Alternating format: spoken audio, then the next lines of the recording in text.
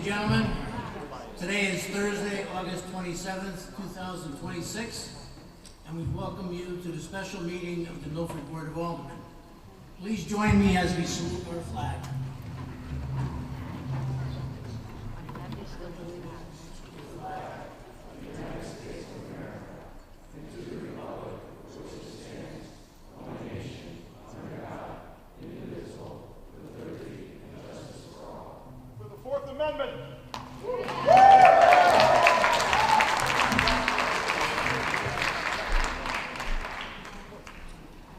Madam Secretary, please take the roll.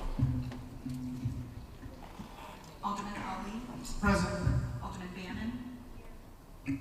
Alderman Bevan. Here. Alderman Brennan. Here. Alderman Casey. Here. Alderman Federico. Here. Alderman Fowler. Alderman Fowler would like to be excused. Thank you. Alderman Keeley. Here. Alderman Height. Here. Alderman Lombardi. Here. Alderman Caselli. Here. Alderman Michael Smith. Here. Alderman Winthrop Smith Jr. Here. Alderman Winthrop Smith III. Here. Alderman Vitro. Here. 14 are present. 14 present, we do have a quorum. Before the board begins tonight's business and moves on to agenda item number 2, executive session, I would like to address tonight's public comment. Public comment statements are not historically included in a special meeting. However, given the level of interest in tonight's meeting, it has been included on the agenda. Board members have heard from residents in multiple ways through public forums, emails, phone calls, and conversations. The feedback we have received from the community is what has led us to tonight. The purpose of tonight's meeting is for the board to deliberate and act on the 2 resolutions on the agenda. In the interest of time, and to allow everyone the proper consideration of the proper resolutions following the executive session, public comment will begin promptly, and please keep in mind it must relate to the items on tonight's agenda.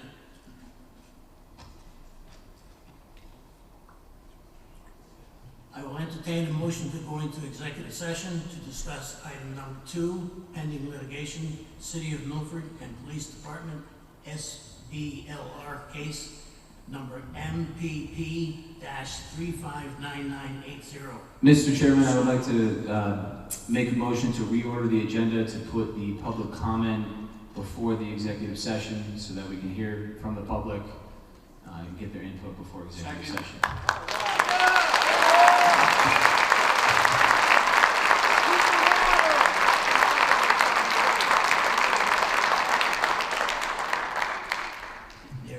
Motion and a second to reorder the agenda.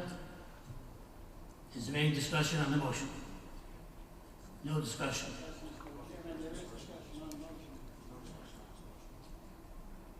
There is no discussion on the motion. Yeah, there is. Mr. Chairman, point of order, you called for discussion. I think somebody indicated that they have a discussion for it. Thank you. Put your hand down, Alderman Smith. You want to discuss it? Yes, Mr. Chairman, I do.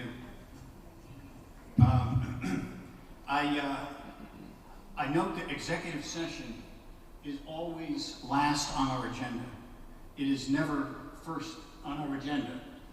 And I think that with all these people who've taken the time out of their day to come here and to address us, we should have the common courtesy to let them speak first before we go into an executive session, which is effectively into a smoke-filled room in the back where we're going to talk about who knows what. And we should allow the executive session to take its own place. And so I would hope that colleagues would join me in reordering the agenda here so that we can hear what the people have to say and not try to tire them out and let them drift home.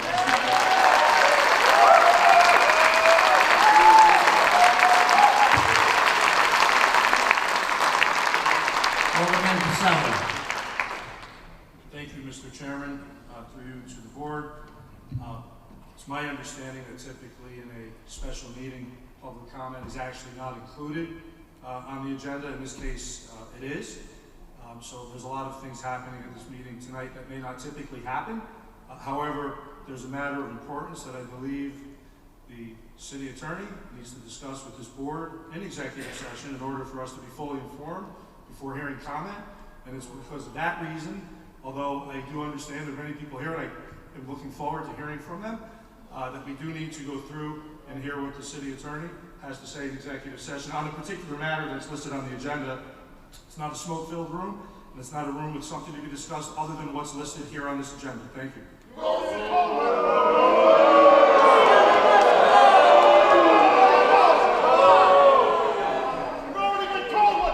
Any more discussion on the motion? None. Alderman Smith III. Yes, Mr. Chairman, through you, thank you. The public comment is allowed in special meetings. I don't know what history Alderman Pacelli is referring to, but the Milford City Charter is silent as to whether or not public comment is allowed during a special meeting, and it certainly is. And I don't think anyone showed up to sit through a half an hour, 45, an hour long of executive session to discuss. I'm not sure. And I think it's because we always have a leadership meeting before the Board of Aldermen meetings, where I sit down with the chairman and the majority leader and the mayor and the chief of staff and the city attorney and everybody else, and that didn't happen here. So I would have asked these questions at the leadership meeting had there been a leadership meeting. And so I don't know why we are going into executive session first. So we should reorder the agenda, we should let the public talk, then we should go into executive session or at some later time. But they should not have to sit here for an hour as we talk about, I'm not even sure what, in executive session. Thank you, Mr. Chairman.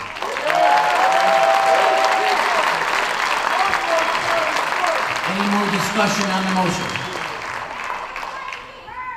Hearing none, all in favor? Aye. Opposed?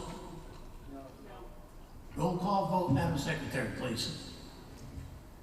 Alderman Ali. Yes. Alderman Bannon. Yes. Alderman Bevan. Yes. Alderman Brennan. Yes. Alderman Casey. Yes. Alderman Federico. Alderman Fowler. I'm sorry. Alderman Healy. Alderman Height. Alderman Height. Yes. Alderman Lombardi. Yes. Alderman Pacelli. No. Alderman Michael Smith. You can leave too. Alderman Michael Smith. Yes. Alderman Winthrop Smith Jr. Yes. Alderman Winthrop Smith III. Yes. Alderman Vitro. No.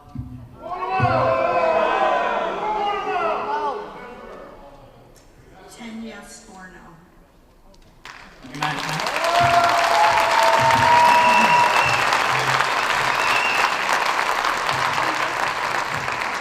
I'm sorry, Madam Secretary, would you like to repeat how the vote went?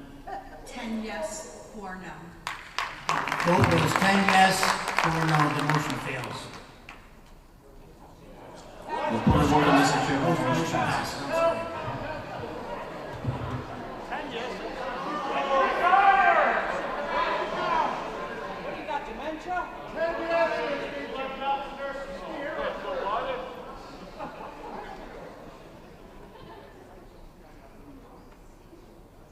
Public comments, statements are strictly limited to the legislative functions of the Board of Aldermen. Please use every effort to limit public speaking to the permissible business of the Board of Aldermen. The time limit granted to each speaker shall be 3 minutes. Residents, taxpayers, and electors may address the board at this time. The board encourages speakers not to express derogatory, insensitive, or offensive statements, or to engage in personal attacks against individuals. Please keep in mind that the structure of our meeting does not allow for two-way dialogue or to answer any of your questions. Residents can contact their district alderman by phone or email regarding any issue or concern. We welcome and appreciate your comments and concerns regarding city business and community matters, and all will be taken into consideration.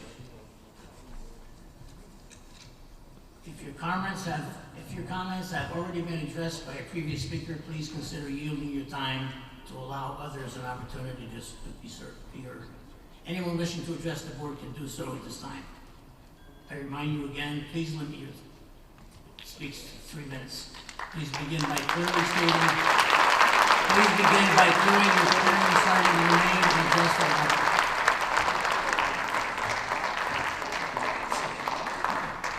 Ed Van Show, New Haven Avenue.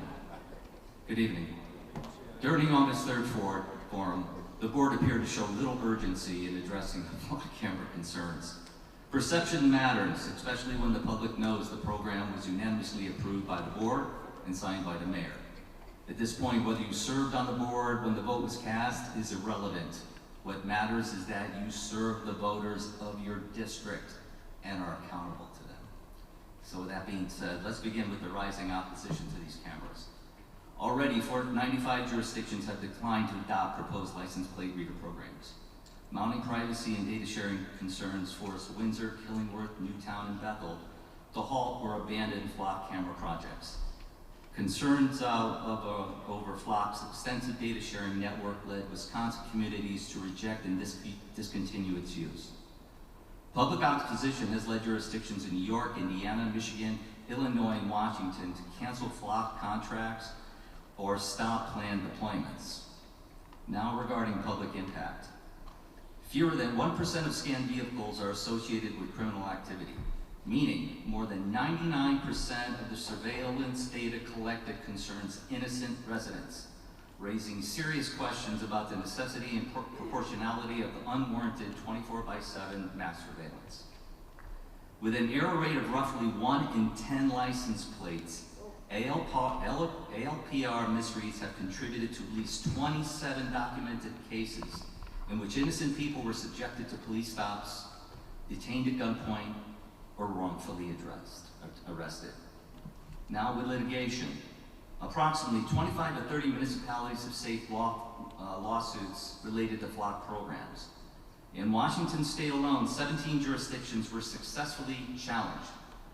These challenges can drag on for years and incur substantial costs, with constitutional claims often prolonging litigation even further.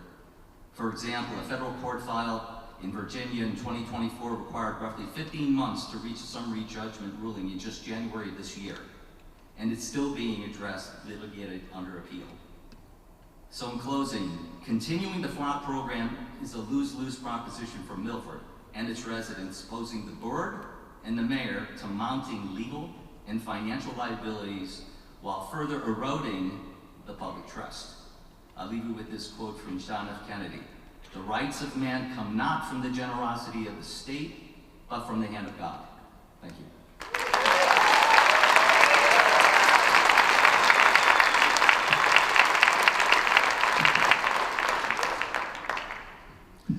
Good evening, Milford, Connecticut. My name is Andrew Rice. I live at 35 Quaker Place, and I'm a write-in candidate for the 3rd Congressional District against Congresswoman Rosa DeLauro. More than 3 weeks ago, concerned citizens of Milford brought forth our grievances against these ALPR and AI traffic camera systems, which contribute to a government surveillance state that can and will one day be turned against all of us. At that meeting, we urged the mayor and alders to remove the cameras. Yesterday, the mayor refused to heed our calls and offered a pathetic list of reforms that do nothing to address our demands, and our demands are clear. Take all the cameras down now! The mayor's reports do not go far enough, and we can't trust that he would even follow through. Why should we trust him? He has given us no reason to trust him. Milford Democratic Party leaders have proven that they will break the rules and lie when it benefits them. And as far as Milford Republican leadership, we have no reason to trust you either. Tony G made this contract that put these cameras up. Milford's 2nd District went without representation last year because of the actions of the Republican alders. Why should we trust any of you? Instead of making this decision on your own, you should have asked the community. This further erodes our trust. You have violated our rights, and now you want forgiveness. No, we do not forgive you. Here is what you can do to start rebuilding that trust with the Milford community. Terminate any contract the town has with these techno-fascist AI camera companies. Terminate the contracts, or we will terminate your contracts in 2027. There is one silver lining. The use of these cameras has created something I don't think I've ever seen like this before. Unity! For the first time in my life, I'm witnessing people of all political affiliations come together to reject these AI cameras, and it's beautiful. At the same time, even though the majority of the public has spoken out against these intrusions into our privacy, the establishment of both major parties supports this fascist technology, and maybe this is due to their corporate backing. We've been lied to. The Democratic establishment has lied to us. The Republican establishment has lied to us. And both parties have tried to convince us that only the other side is lying. You all mislead us, and we are angry, and we are tired of it. For the first time, we the people are united on an issue against the establishment and their corporate overlords. Tonight I ask this question. Are you with them, the corporate establishment of both parties, or are you with us, we the people? And if you're not with us, then you can go fuck yourselves too! Thank you! Wow, that was one hell of a speech, Alderman. We're back here again. My name is Chris Lance here. I live on 87 Naugatuck Ave, and I am the Republican nominee to run against Rosa DeLore in November. So I understand a little bit about politics, but you guys got to stop with this nonsense of party line. This is a money grab. This isn't a safety issue, it's a money grab. I have a little background. I got a bachelor's degree in Homeland Security. I served in the United States Coast Guard, and I had passed the Federal Law Enforcement Academy with flying colors. And I backed the police. You don't. You demonize the police officers so they don't want to be hired, or you get the low-hanging fruit. That's what you do. And I'm talking loud enough for you to hear me. Nobody got to squint or put your ear to it. Okay? Give the police that money. You raise our taxes. Now you want to invade our Fourth Amendment rights? I'm running to go to D.C. to put an end to this. And when I get there, I will stop any funding that goes against our Fourth Amendment rights. This is a joke. You guys have to even pay attention to what we're saying. But you will next November, I guarantee it. Good night.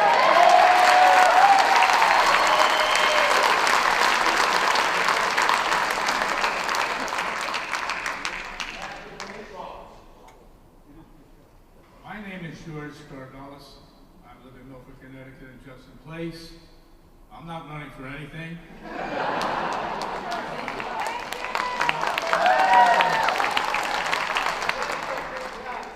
I just want to ask a couple of questions. First of all, I'd like to say that I'm in favor of the town putting together a team to investigate the misuse of the cameras, as well as are there any benefits to the cameras. It's my understanding that the police department throughout the United States has solved millions of crimes with these different kinds of cameras that they have out there. You know, they've been misused, and maybe that has happened. But I also remember when they came out there with the COVID money, and many of us in this room did get some sort of assistance. I read articles about people in West Haven walking away with $1 million, and in California walking away with $1 billion worth of COVID money. So, are there people out there that are going to misuse some program? I'm sure there are. But on the other hand, I would like to say that, you know, it's like a water faucet in your house. The water faucet's leaking. Do you shut off your water main and have no water in your house? Or do you fix the broken faucet? And maybe there's something that needs to be fixed. It's not a water faucet. There are many cameras throughout Milford. Many of us have a Ring camera around their house. Many of us have a surveillance camera around our house. Is there going to be a group? You know, Excuse me, I gave the courtesy to each and every person who's going to speak. Now, let me speak and shut up! So, having said that, all right, are we going to next attack the cameras that are on people's houses because they have a Ring camera across the street from you looking in your front door? Or are we going to applaud having that camera if there's a missing child on that street and somebody gives their information? We hear about it every day. The cops are using the cameras on these houses to find something that's going on. So what I'm saying is there's a problem and it needs to be fixed. And I think the first thing you have to do is fix the problem. Thank you for the opportunity to speak.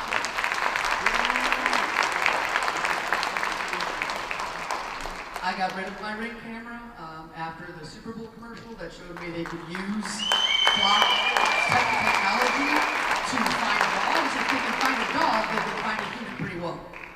Anywho, my name is Georgia Madigan. The name might sound familiar. I'm here to remind you of your purpose. You are here to represent the collective will, not to think for us, but to vote on our behalf and in our best interests. We are here tonight because we believe you have failed to adequately do so. You know, Garrett Langley, Fox CEO, blocked people like me for coming to meetings like this, and yet his team attended over 10,000 city council meetings last year. You know what that tells me? There is power in this room.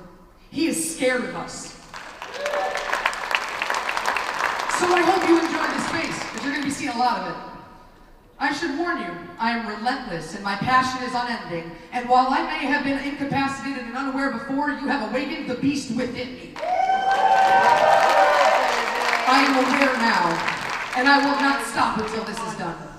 Look around this room. I know I'm not alone. There are many others like me.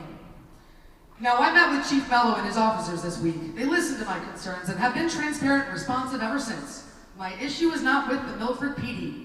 I believe they're trying to make this town safer with the tools available to them.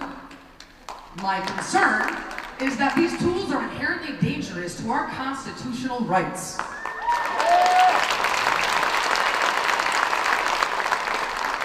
And safeguards are not enough. We cannot guarantee that every future administration, every future police chief, or every future officer will exercise the same level of restraint. We are being told, don't worry, there are laws, regulations, and safeguards. There are people who will make sure this system is being used responsibly. But what happens when the people in power stop respecting those laws? What happens when the very institutions we are relying on to protect us decide that the rules do not apply to them? This is why we have to ask a bigger question. Should this technology exist in the first place? Any of you have pets? What do you do when you want to get them into a carrier? I like to put treats in the back so my cat just walks right in of her own volition. Safety is our treat. We are being lured into this cage with the promise of security. But once that cage closes behind us, we may not be able to open it again. We have to act now.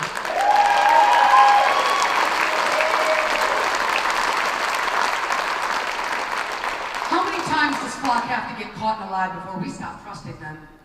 They have lied about how secure they are. They have lied about how they share our information. They have lied about who's funding them. And they lied about being able to use our personal devices and other camera-driven databases and systems against us. I don't expect you to read every patent for every product the city purchases, but when the product threatens our constitutional rights, I expect some due diligence.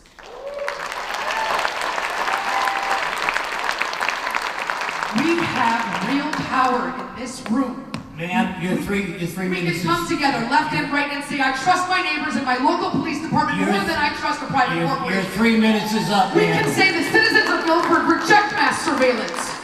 We can be the spark.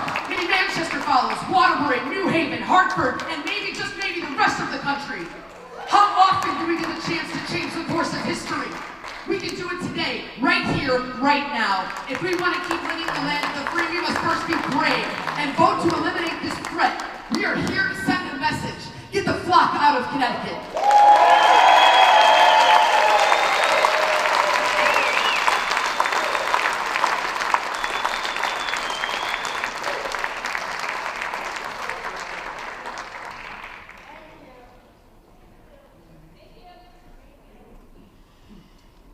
My name name is Arcangelo Petretta. I live at 92 Plains Road. I'm a Milford resident. Mr. Mayor, Board of Aldermen, you are at an important crossroads. You may not have asked for this moment, but here you are nonetheless. You have asked us to pledge allegiance to this country. It is time for you to return the favor and show that same allegiance to us, we the people.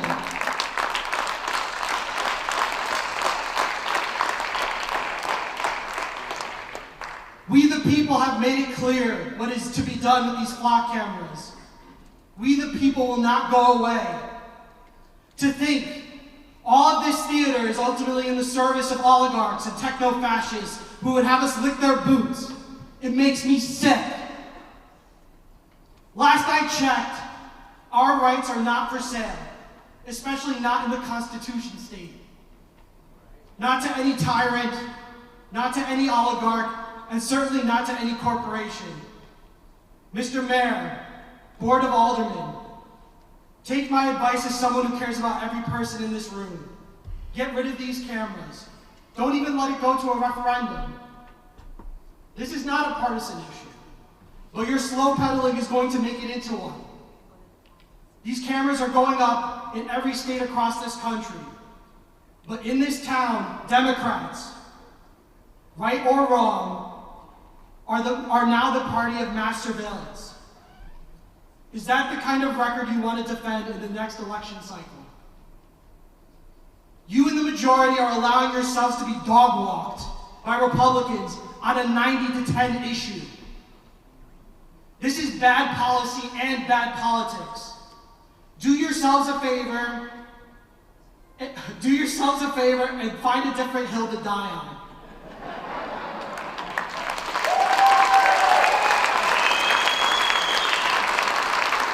I shouldn't have to tell you this. I am not a politician. I'm just a member of this town. For God's sake, if you won't take down the cameras for the right reasons, if you won't do it to safeguard our rights, at least be wise enough to do it for the sake of your own political ambitions. I think I have a little bit of extra time. I really don't understand how you guys are just like completely betraying us. I really do question Chief Mello's intentions with these cameras. He is the only common denominator with these cameras since 2024. He's on a committee of the state to write regulations to deploy these cameras across the state. Your 3 minutes is up, sir. But I'm telling you, I think you guys should be a little bit less trustworthy.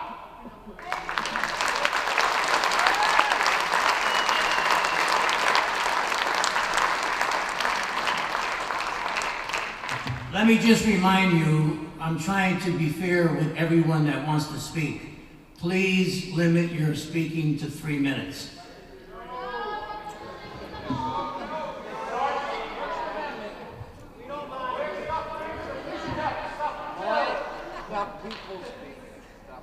David Beers, 84 Lane Road. I'm going to try to make it quick. I have issues with all the cameras. I want them gone, but with the flock cameras, you cannot prove to me that flock is never going to get hacked. That information is there and will get hacked at some point. It will not happen. The speed cameras, I went to the last meeting with speed cameras, and I appreciated Chief Mello for staying there and listening to everybody. But what I saw was the replacement of a police officer with a camera, and I do not appreciate that one bit. And also, I'm going to make this really short. I'm going to paint a little word picture for you. This is not now. This is not modern day, but it may come. You have a flock camera out there. It's the next pandemic. You have a curfew because the government told you to stay home. We got to keep the virus from spreading. A car like yours pinged on an AI flock camera because it looks like yours. Not a license plate. It just pinged because it had your profile on the camera. And then the government shows up and told you should have been staying home because we're spreading the virus. So just keep that in mind. That's all I got.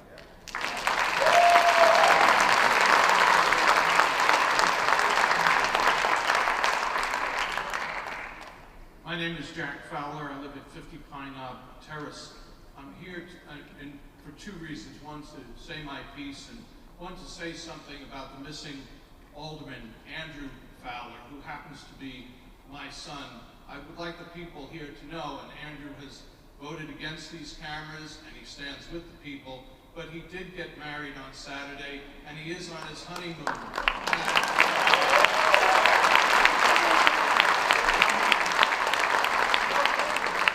I think as much as he'd like to be here, he might like to be where he is right now. So I hope you understand that, you know, he could be happy on his honeymoon with no concerns, because this issue could have been settled at the Alderman meeting on August 3rd.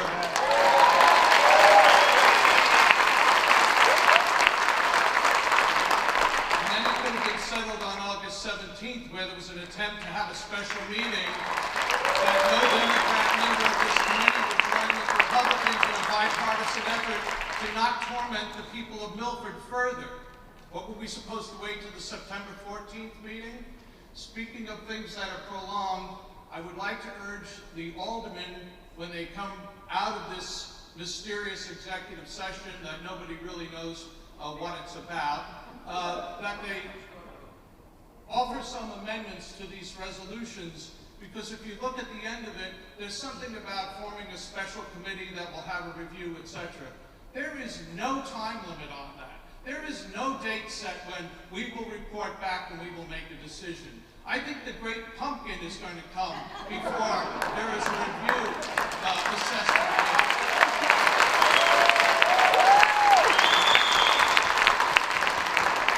I'd like to remind, many people have mentioned the Fourth Amendment. We should know that we're 50 states. We have a state constitution, and our constitution also has the same language against warrantless searches. So you should take that into consideration. You took an oath to the Constitution. It includes that amendment. I'd like to say one other thing. We're celebrating our 250th anniversary of the birth of this nation, and I have a feeling everyone would still have been happy as being members of under the British Crown and colonies if it weren't for the long list of grievances, which you can read in the Declaration of Independence. There were 29 grievances, and they very much, the central core grievance was the 1776 version of the flock camera, and that was the imposition and the quartering of troops in the homes of the people. And this is an invasion. That was an invasion of privacy then. That was the core reason why people rejected the British Crown. It's the core reason why we're a nation. And this is one of the reasons you should eliminate these cameras.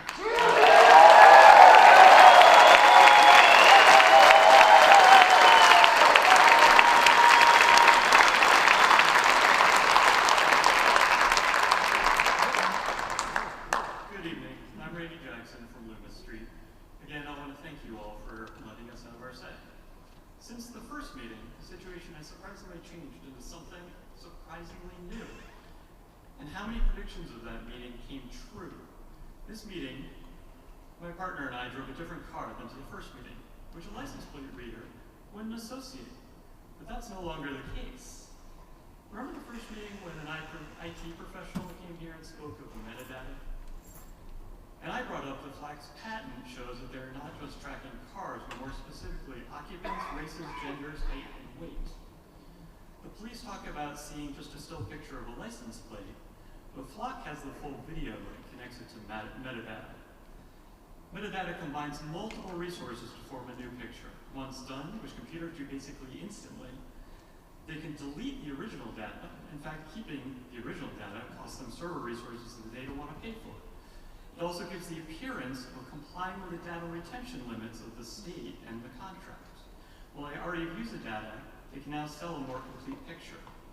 In an article dated of August 19th, Wired magazine found on FLAC's own website code describing 45 tools at its AI disposal, giving it access to not just license plate scans, but camera metadata, owned vehicles, prior listings as a suspect, arrest records, case files, dispatch logs, ballistics results, and commercial databases that contain social security numbers, dates of birth, phone numbers, email addresses, online accounts, relatives, and associates.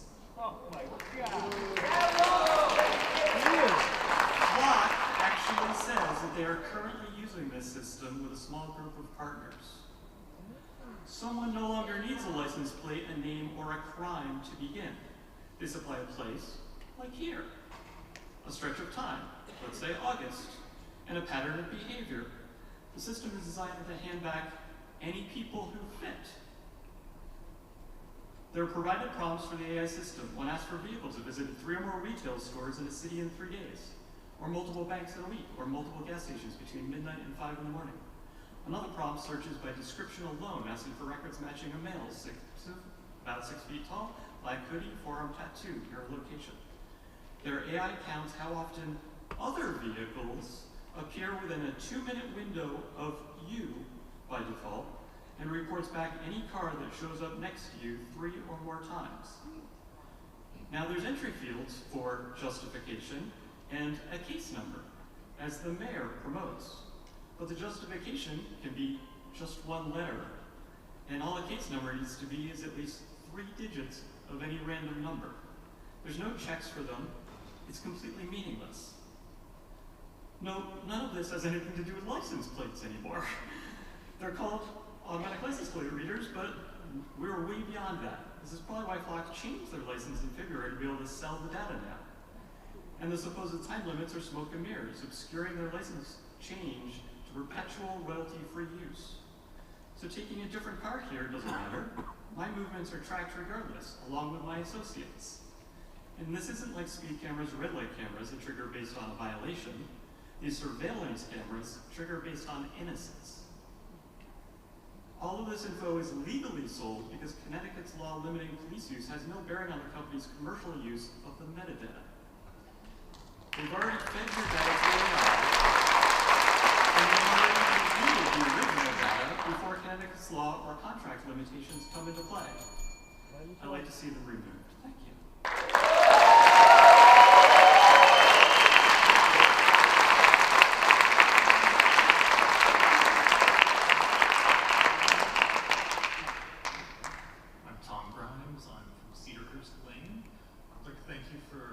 bringing us together to hear the community's thoughts on this matter. Clearly they are skewed in a particular direction, and one that I don't particularly disagree with. In my researching for this, I found that our town, turns out, is one of the safer in the state and the nation. We're well below the national crime average. So then why is it that we need to go through hoops to set up a mass surveillance system?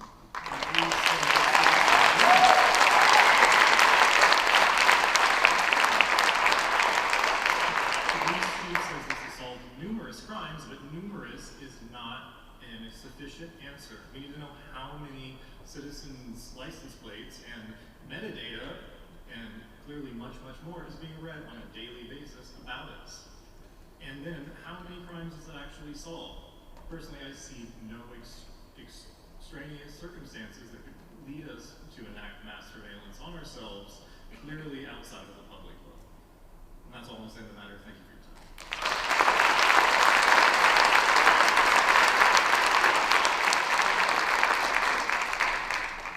Hi, I'm Wendy Wallace, Cedarhurst Lane as well. Thank you so much for listening to all of us tonight. So I'll keep this short as well, but one of the things that disturbs me, besides everything that has already been mentioned, is also the cost of these cameras. At this point, it looks like it's $150,000 a year for these cameras, and I don't see how that can truly benefit us when there's so much need for these resources to be sent in so many other directions in this town. As an educator myself, I would love to see this money actually invested into the future of our children.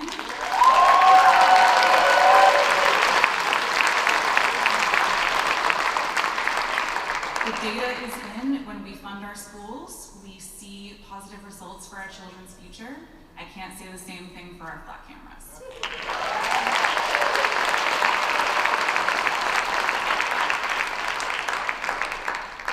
My name is Nadine Padowitz, and I live at 34 Anderson Avenue.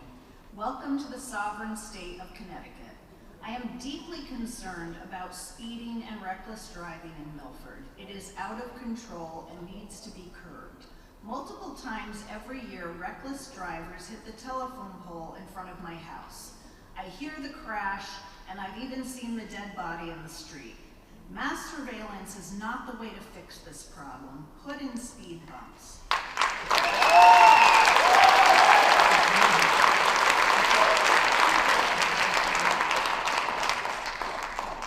If any of you have not read Project 2025, I challenge you to do so. This is not a mistake. Our current federal administration has spelled it out for us exactly what this mass surveillance is for. You owe it to us, your constituents, to be informed. It is the modern-day version of Mein Kampf, otherwise known as Hitler's Manifesto. And we are living it. It is being implemented nationwide as we gather now. Mass surveillance as a form of social control is part of that manifesto. We must resist it. The German people did not resist the Nazi Party, and that was their fatal flaw. We will manifest the same destiny if we do not resist at every turn.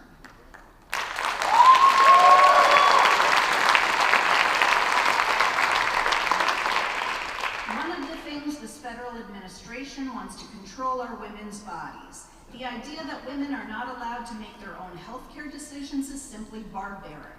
Tracking pregnant women down when they cross state lines to get health care and dragging them home to imprison them is barbaric. No state law or Congress is going to stop the federal government or Republican-governed states from doing this because the Democratic establishment refuses to enforce these laws and hold them accountable. We can do better. We don't have to be barbarians. The Milford Police Union has the audacity to try to circumvent the will of the people by trying to implement an injunction against us to prevent us from banning or even pausing this surveillance. We the people run this city, not the police union.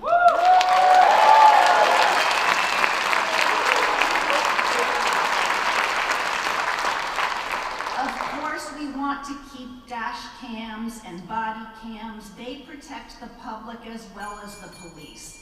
And we refuse to live in a Nazi police state.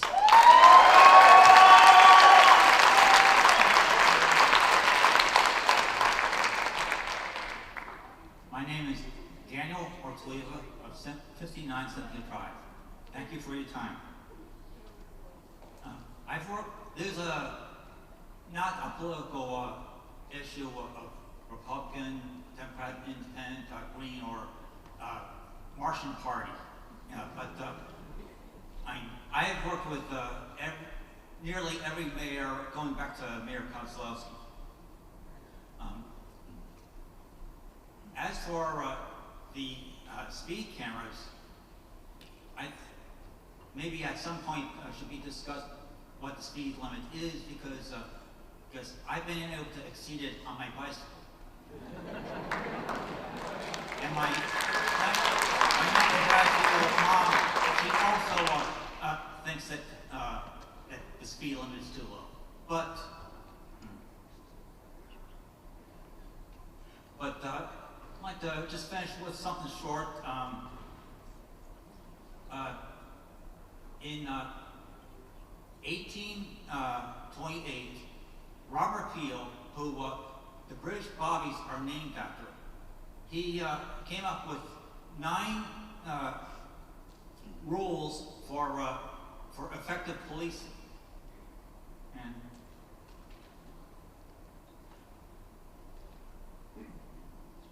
police are the public, and the public are police. Police powers are dependent upon a public approval. Securing the will and cooperation of the public. Public cooperation requires reduces the need for force. Only use force where necessary and to a minimum. policing should be to prevent crime and disorder. Prevention is better than response. And strict adherence to police executive functions. In other words, have effective rules or for both the police and the public to follow. Thank you very much for your time.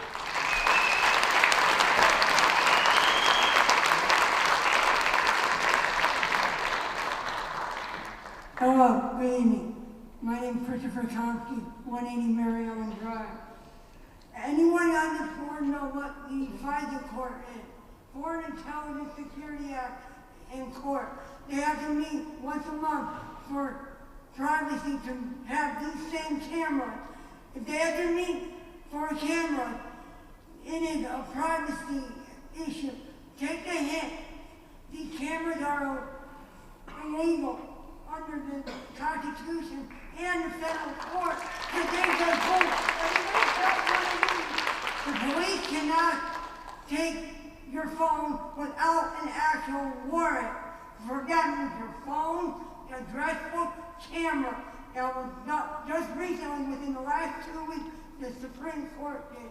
So if these cameras, they can't get your phone copied, you should not be able to have cameras in the city. Yeah. By the way, I have 15 years of intelligence background.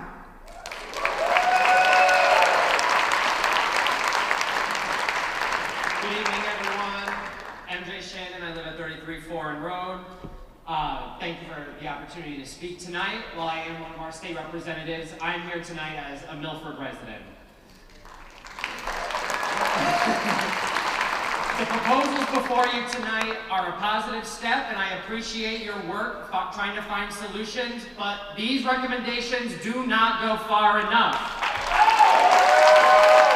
I support our police officers. I support giving law enforcement the tools and resources they need to keep our community safe and make their jobs easier. But there's a difference between supporting our police and supporting a system that allows a private third-party company to collect and store information about where people are traveling around our community. That's where I have a problem. I've heard from many of my constituents about this issue, and the message I keep hearing is simple. People are concerned about their privacy. They should be able to drive to work, to the grocery store, to visit a friend, to attend an appointment, or simply just driving around without having their movements continuously recorded and stored in a database operated by a private company. And while there may be legitimate law enforcement reasons to access information in certain circumstances, we shouldn't be asking ourselves whether we really need to create a system that collects this amount of information on everyone just in case it might be useful someday. And there's also another concern that I have. I've heard from people who are driving around town, they're looking for these cameras, they're trying to change their routes on where they're going. I see that as a safety concern. When they're focused on these cameras rather than the road, that creates distraction. Our goal should be making Milford's roads safer, not creating another reason for drivers to be distracted. And this is not about being tough on crime, it's not about being soft on crime, it's about finding that right balance between public safety and individual privacy. We can support our police officers without creating a mass surveillance system. We can give law enforcement the tools they need without every resident's vehicle being turned into a tracking device. And we can use technology responsibly without giving a private company access to information about where people are going and where they've been. So I appreciate your willingness to listen and the efforts, but the Board of Aldermen needs to go further. Our residents should not have to choose between feeling safe and feeling watched. Thank you.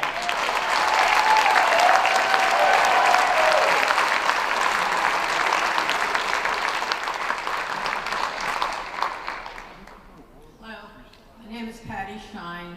I live on Pubs Island Road, and I've been in Milford since 1978. My biggest concern Well, first let me say, I do see that there are some advantages from this kind of surveillance, but I think on a bigger scale, there are major disadvantages. And the biggest one that I see is what we are already dealing with on a national level, which is surveilling all kinds of people that don't agree with the administration. And either don't agree or have spoken against them or have been not in compliance with whatever it is that they decide someone should be in compliance with. So what this seems to me is that you, by having these cameras, have acquiesced to the fascist developing government we have in this country. And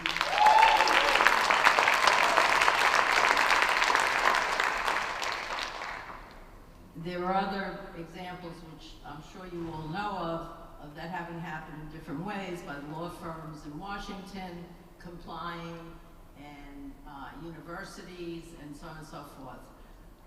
You're complying. You are, I can't think of the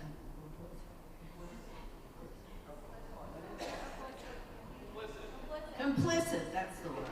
Right. Yeah. At this stage of the game, it's harder to recall certain words. Anyway, that really is it. You are being complicit, and I really think you have to address that. Because the safety features and the data through the data being collected or to be collected also comes. What's going to happen when the Trump administration or Trump or whoever decides that they are totally going after anyone who has ever said anything against the president for any reason, okay? And they come to this company and say, we want your data. So that's the level that this can and will reach. And just one more thing I want to say, and I'll just give you the brevity of it. From Nazi Germany, there's a famous quote that's been around for years. When they came for the Jews, it didn't matter because I wasn't one. When they came for the gays, it didn't matter because I wasn't one. When they came for the da-da-da-da-da. So, just because it hasn't affected you directly at this point, doesn't mean in the future you're going to be safe.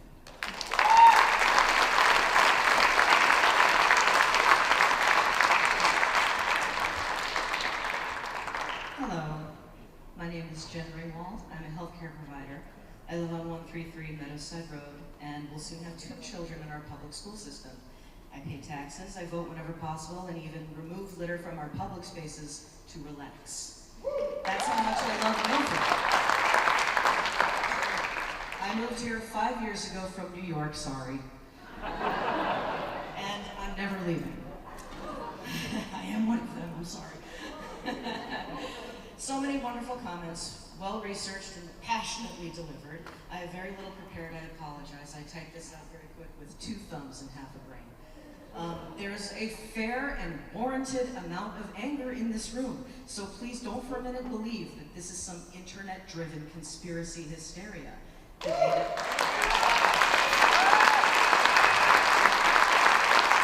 data is in. You've heard it already at varying volumes. These are not speed cameras, they're not red light cameras. Like the gentleman who explained metadata a few minutes ago said, these are flock cameras. It's a different thing altogether. I agree with the previous point very clearly made already. Every end of the political spectrum is here tonight. Republican, Democrat, MAGA, Democratic Socialists, Independents, Green Party, and even non-voters who don't care either way what happens usually. They're all here to say, no pause, no consideration, no debate, no measured back and forth, only the absolute and total cancellation of these contracts with billionaire shysters that think we're too beaten or comfortable to fight against unlawful surveillance.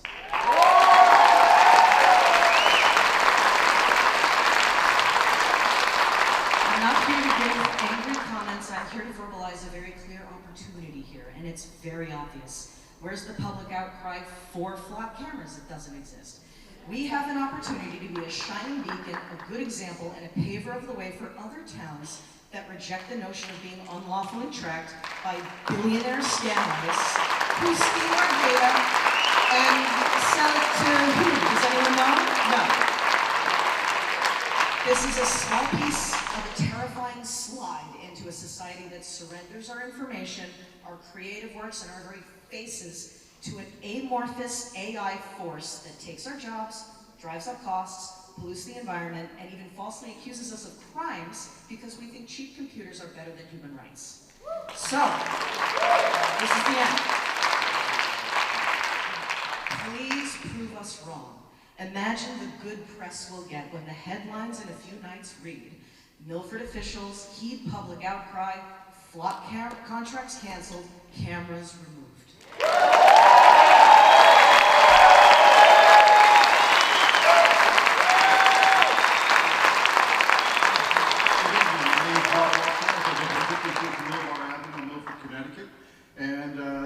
I'm going to make it simple tonight.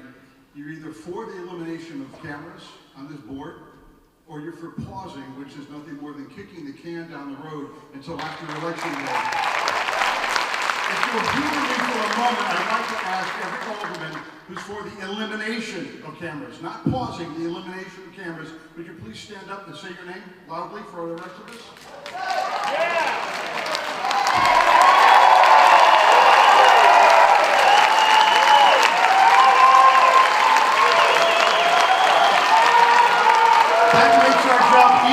November, and I hope everyone in the room takes note of the single man who stood up against this, as well as a young man who's on his honeymoon. I know he would have stood up as well.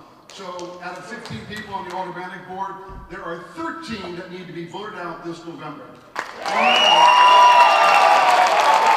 to have enough meeting about this. We're going to have enough blue ribbon black flag committees to further kick the can down the road until this group dwindles and we get tired of coming here. And that's pretty sad. And I find it further shameful for every alderman who voted no to not hear the citizens of the city speak first. I find that you've forgotten who put you in your seat is the same people that can take you out of those seats. I sort of find it interesting when you stand up at every aldermanic meeting and we pledge allegiance to the flag. It's just a piece of cloth, it's red, white, blue, and stars on it. It's what stands behind it. It's the Constitution. And every time you erode that Constitution with the flock cameras on our Fourth Amendment, with COVID, with our First Amendment, our churches were shut down. There's so many constitutional things that we've allowed to go by. There's 10 amendments that caused the Constitution to happen. It's called the Bill of Rights. Without those 10 amendments, there never would have been a Constitution because James Madison never would have supported it. So the more we take little things like this, these little cameras, these little chips out of the Constitution, the more we're going to erode this constitutional republic of ours. We need to stand up now, and you as board members need to change your minds. But apparently, out of the one person who has the balls to stand up and make himself known, I find it shameful that the rest of you can't make that same determination. Anybody who's for pausing or moratorium needs to be voted out this November.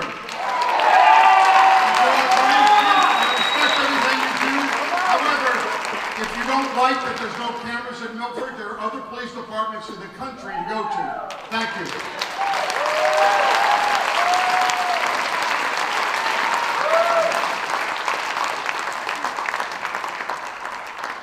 Good evening. My name is Nina Barrett at the 32 Holly Avenue. I attended the talk that Chief Mello gave. I watched the NGAT talks for the first meeting that the Board of Aldermen had, and many, many people came out and spoke. So imagine my disappointment, I believe it was yesterday or today, when I read on News Channel 8, after the meeting that Chief Mello had, late Wednesday afternoon, the Milford Police Union confirmed to News Channel 8 that they had filed paperwork with the state labor department on August 20th, that would have been the day after that meeting, to fight any proposals to pause or take down cameras, saying the flock cameras specifically provide essential officer safety enhancements and features. The union is requesting a hearing before the Labor Department on September 8th. I guess my statement to all of you is if you don't act, we will all be there on September 8th at that union meeting to again protest what is happening. You need to take the cameras down.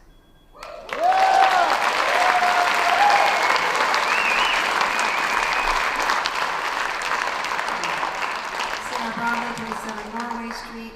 The teacher in me would like to ask all of us here to please show some respect and point out that every time someone shouts out, it makes this all take longer. So thank you all for your service.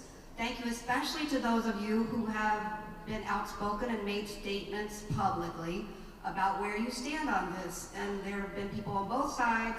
It's not as, we'd like it to be simplistic, say, oh, there's one bad guy, one party. There's not. To other people have said, it's everybody. I would like you all to remember though that not everybody up here was there when this vote first happened, and that's not insignificant in my opinion. The people who did not vote for it shouldn't be held accountable for votes they didn't make. So, I wanted to say that as far as these cameras adding to our safety, that's bullshit. One reason I know this is because think back 6 years. 6 years ago in June 2020, all around the state, people were very upset. Also upset with our police department, some not. There's a lot of tension. That was the summer that George Floyd died, and lots of towns were having events to try to figure it out. What the hell's going on here with our country? Milford didn't have one. Where a few of us, 3 of us, 4 of us looked around and said, well, why isn't Milford had one? And we pulled one together. And guess what? We worked closely with the police department and really appreciated their assistance with this. And they were stellar. And when we said, you know, I don't know if we were worried about having a large visible police presence in June 2020, 6 years ago, we were told, we don't need to have police cars. We don't need to have a physical presence on the green because guess what? We already had enough cameras. And guess how many people came on the green that day? 1,000. So in 2020, we had enough cameras to control a crowd of racially tense people, of 1,000 people. Okay? So last thing is we don't have to use every single tool we have. I have sharp tools in my garage, and every time my husband uses one, he ends up in the hospital. We don't have to use every tool we have.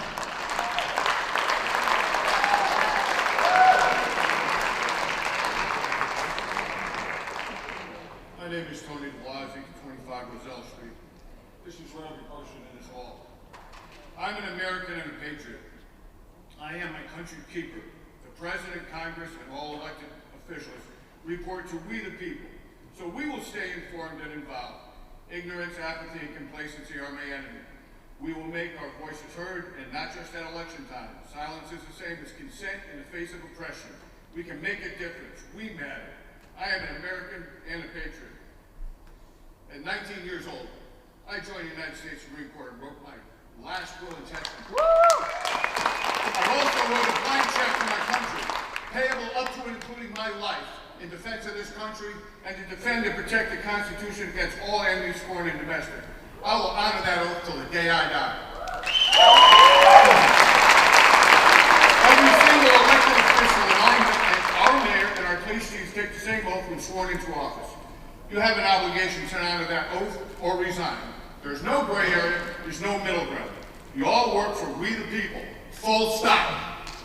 There is plenty of blame to go around on how it's all came about, but one thing is for certain. Something of this magnitude should have been presented to the voters in a public forum for discussion long before the contract deals were made. You all keep saying this is about safety. That is the furthest thing from the truth. There are plenty of alternate solutions to supposed safety issues affect our city. You can either be part of the problem or part of the solution. The biggest safety issue in this city right now are the people doing deals like this behind closed doors, outside of the public eye, and public scrutiny. You all were elected to represent we the people by the voters of Milford. That responsibility requires making common sense, informed decisions based on the research required to make such decisions to include public input when necessary and or appropriate. We the people have spoken. We will not accept anything short of a complete decoupling from all forms of flock, ALPR, speed, and red light cameras and technology. Create a citizen advisory board to address speed reduction options in school zones.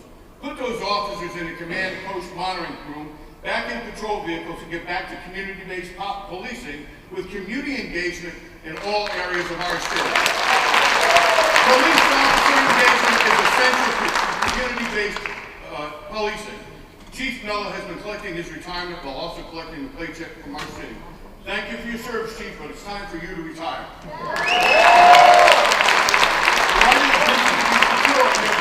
Houses, papers, and effects against unreasonable searches and seizures shall not be violent and no warrant shall issue, but upon probable cause, supported by oath and affirmation, and particularly describing the places to be searched and the persons or things to be seized. That is the Fourth Amendment that you all are violating right now. Benjamin Franklin said it best. Those who would give up a sense of liberty to purchase a little temporary safety deserve neither liberty nor safety. I hear you, little bell, and I'm not done.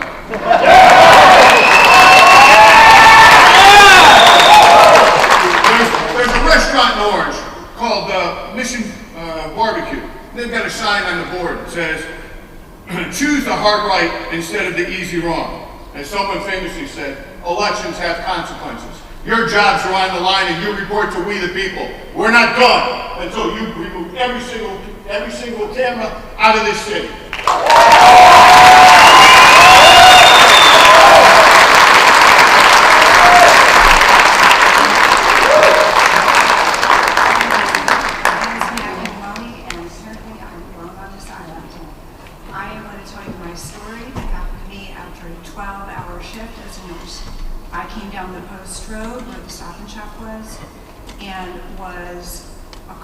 By a man in a truck, screaming at me because he was upset about my Biden and Harris bumper sticker. He circled, he screamed, he said, F Biden. I didn't realize, but he followed me home. He came and he egged my house, he egged my car, and he came back because my neighbors saw the truck flying and put nails in my driveway. That resulted in 3 flat tires. So anybody who, I grew up in a police family, and when you grow up in the hospitals and you grow up in the police family, you are not sitting at home having your dinner and you realize that there's way more going on in our little sleepy town than anybody would ever know. So if you think you're all safe all the time, that is an illusion. So that is not what I plan to say, so I'm going to start here. On August 2nd in 2025 in Stamford, Connecticut, 12-year-old Grizzly Reyes was riding alongside his dad in a motorized mini bike. Tragically, Grizzly was struck and killed by a hit-and-run driver. The driver that fled that scene ultimately turned himself in after being identified through city surveillance cameras. It was a combination of business and residential cameras that identified him. But what if the cameras were placed by the police department and gave officers immediate data to swiftly bring this man to justice? It is easy to oppose these valuable tools if looking through the eyes that have never experienced being a real victim, or just looking at them as an annoyance for receiving a traffic fine that, by the way, does not affect your insurance, so you'll get a break. The reality is the majority of people opposed probably have never been impacted by the kind of heartbreaking loss Grizzly's family has had to endure. The day someone in this room has their 12-year-old child or grandchild dying in the street, or the day their small child or impaired senior is missing, or the day their young teenager is lured away by a predator on social media, the conversation will shift dramatically. In that moment in time, a perceived privacy issue that these are deleted in 7 days will be a distant thought. It will be the last thing on your mind. You will want your child and loved one located as soon as possible. You will want your young teenager home safely. You will wonder why you ever opposed the very thing that could have saved your family or brought justice. That is exactly what these cameras do. They give our officers immediate, actionable data needed to track down suspects, solve crimes, and save lives in real time. Deactivating our interior network takes away a critical tool from the very people we need to keep our children and our families safe.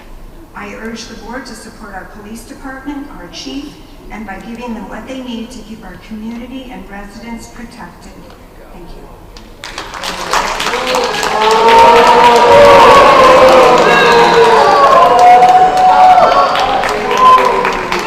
Hi, Walter Hagborn, 61 Judith Drive.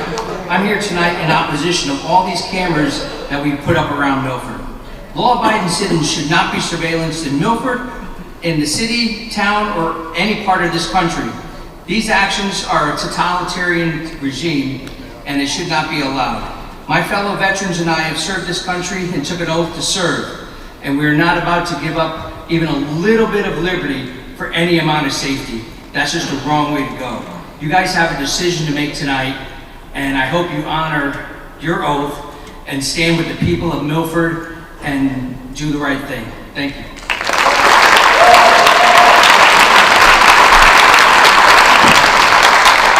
My name is Rick Cerulli. I live at 53 Joy Road.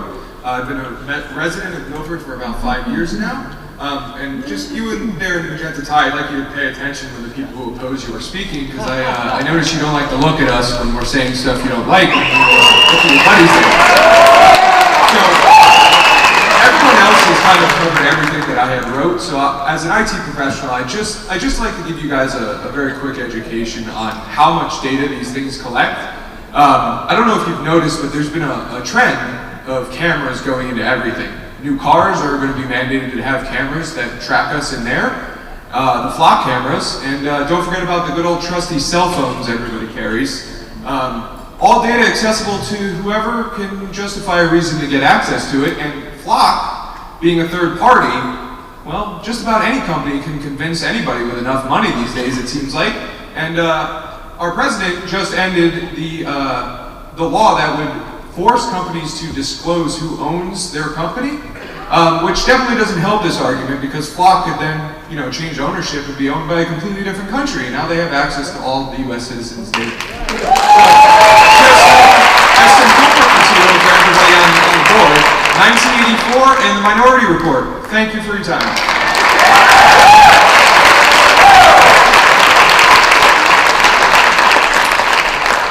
Nancy Austin, 14 Village Road, lifelong citizen of Milford, Connecticut. First and foremost, I want to thank each and every one of you for being here tonight and listening to members of Milford, Connecticut. I also served for 8 years on the P&Z board, so I know what you guys are up against right now. However, I am here in favor of these cameras. My father was a police commissioner during Danny Watson's unfortunate murder, and we can't go back. The police need the technology. Everything is advancing in this day and age. And first and foremost, they need to be safe to protect us and keep us safe. Okay, first and foremost, I was quiet when everybody else got up here and spoke. Please be quiet when I am speaking. Have respect for each and every one in this city. That is what we have lost. Have decent conversations. Talk. Don't comment. Don't make your opinions. Stop chastising. I am not. I am speaking. I am entitled to my 3 minutes, just like I gave everybody else. I am addressing the aldermen. They are not up. Don't turn off. Let the woman talk. I'm also a victim advocate for the Rape Crisis Center. If it means stopping somebody who committed a crime, I am all for it. If you're not doing anything wrong, then what's your problem?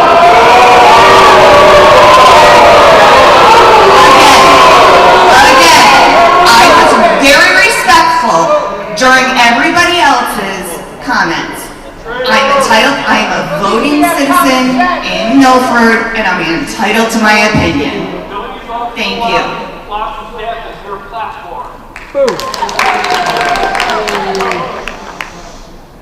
Thanks for the opportunity to speak tonight. Marie Diven, I'm a longtime resident of Milford Fields Court and a small business owner. The severely negative effects of AI, its operating systems, and applications, including FLOC, on our health, civil and human rights, the environment, economy, etc., have been brought to your attention in some detail. And with enough desire to investigate closely all that's known to date, I trust you and the public at large are now or can shortly be more fully informed than when this issue started up at first here in Milford. What I ask though now is that you may find a way to prevent any, or as much as you can, systematic government-funded use of AI in this town. That includes its applications, its operating systems and centers. I ask that you use your platform as well to advise the same state and countrywide. Because what's happened here, if I were to consider things kindly as I tend to do, is kind of understandable.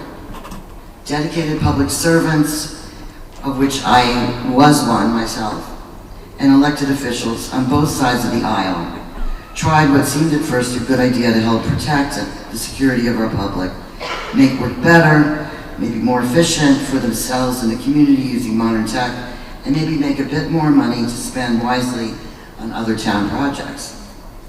But the billion-dollar machine craftily built to advertise the need for AI programs, hidden contract language, and federal agendas based pretty much on greed and power mongering, or whatever you believe, comes at a cost we just cannot bear.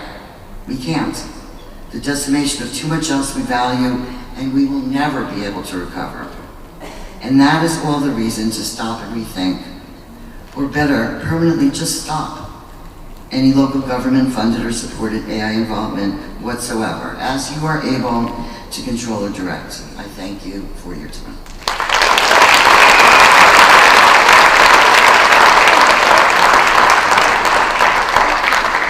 Hello everybody, my name is David Filoni. I've been in Milford for 40 years, and it's a fun town. I'm not sure whether that's FLOC or not. I look at the simple things that affect my life personally, and I'm going to read what I wrote to the Channel 8 News. Recently I got my first and only, it has with speeding tickets, or the safety cameras, quote unquote safety. Bunch of crap, hold on. Recently I got my first and only ticket being at West Shore Middle School. Before I got this ticket, I estimated probably at least 50 times in the last several weeks, I've gone under the threshold, right? Then apparently, one time, I had a lapse in judgment, probably because my child's sick, or because I had to go to work or something like that, and you got a ticket for going 36 miles an hour. What a bunch of bullshit. Perfectly clear day, perfectly clear, perfect visibility, nothing there. It's insane. It's bullshit, absolute bullshit. Taking money from me.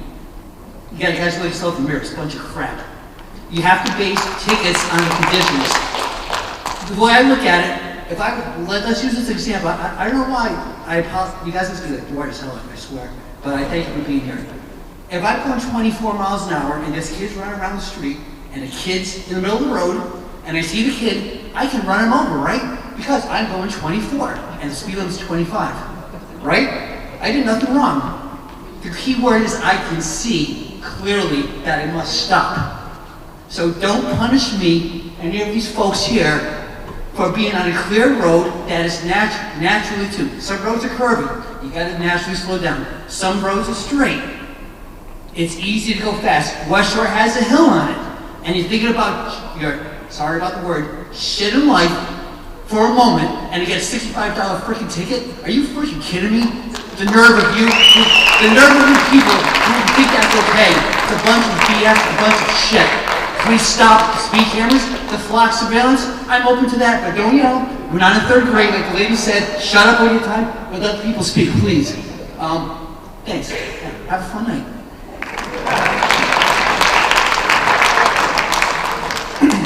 Hi, my name is Christian of Thompson Street. I would just say that in Sherwood, Arkansas, a couple traveling with an infant was pulled over and at gunpoint after a flock camera erroneously marked the vehicle as stolen, according to USA Today. In Minnesota, a journalist driving a loaner car was boxed in by 4 police squads at gunpoint readiness because a flock camera misread a license plate. Roseville, California, a police department analysis found nearly 1,500 flock reports. There was a 71% failure rate where cameras misread plate numbers, such as confusing an 8 with a 9. Benjamin Franklin, like the gentleman said before, said, "Those who would give up essential liberty to purchase a little temporary safety deserve neither liberty nor safety." I think it's important to know who we're dealing with here. Flock CEO says America must find a compromise between privacy and safety. This Flock CEO also called critics terrorists. He called the DeFlock group, which is an advocacy group, a terrorist organization. All right, so imagine if the president labeled DeFlock a terrorist organization. What would happen then? All right. Big tech is the infrastructure of fascism, and flock cameras are tools that do similar things, and they're an integral part of that infrastructure. We mustn't give an inch of our power or privacy away.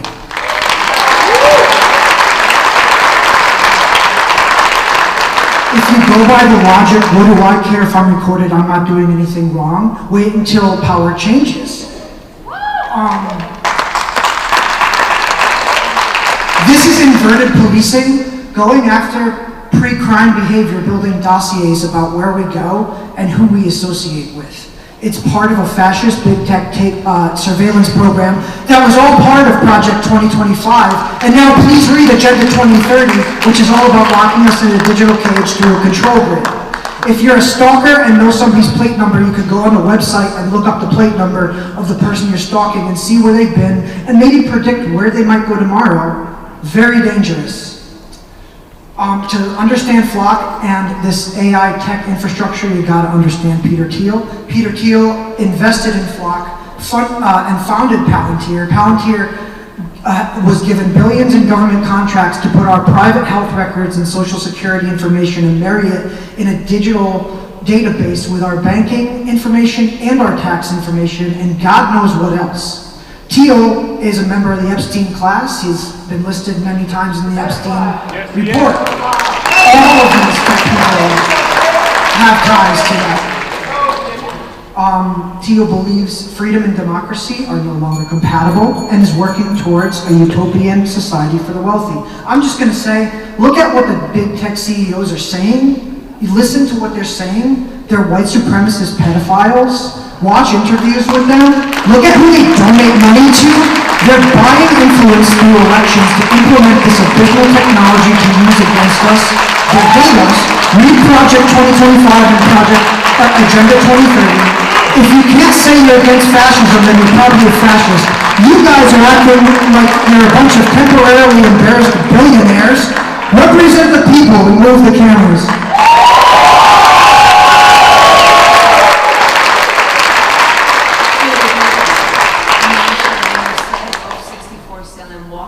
So this week I got a ticket, not from Milford, and I was very confused. I take a look at the photo. Only 3 digits of this temporary license plate match my own.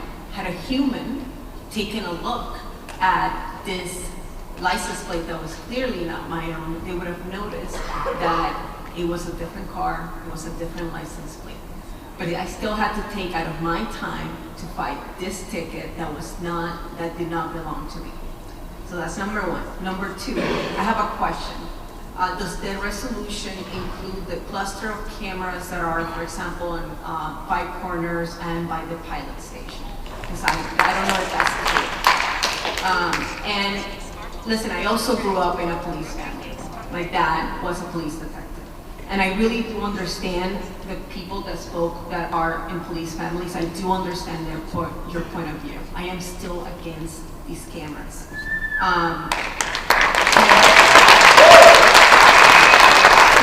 For those that said, if you're not doing anything wrong, then what was your concern? I'm from Puerto Rico. Up to the 80s, the FBI, the local government, and the police created databases of people, their religion, their political affiliation, if you were pro-independence. And they did that up to the 80s. The FBI was also involved. It took an act of the Supreme Court to stop this practice. This did not happen in Hitler Germany. This does not happen in Italy in the 40s. This happened in a part of the United States in the 80s, and it wasn't that long ago. So that's my concern if these databases are continuing to exist.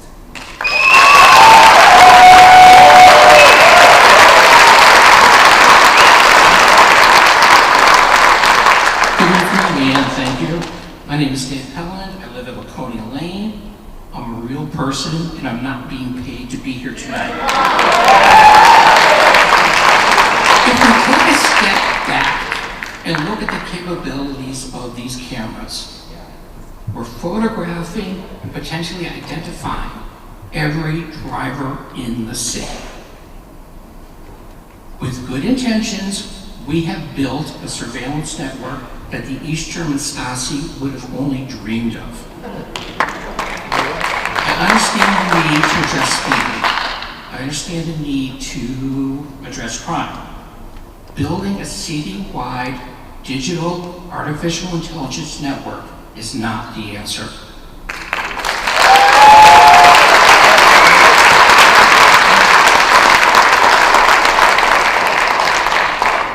Good evening. My name is Joseph McGarry. I live at 55 Village Road. I'm a lifelong Milford resident. I'm not quite as eloquent as the previous speaker, so I just want to basically tell you my concern, and that is the safety of the data. Now, we've been guaranteed by the flock people how they've got all of these safeguards in place. What I want to say is AI is constantly evolving. Hackers are constantly honing their skills. The uses for this data is constantly changing.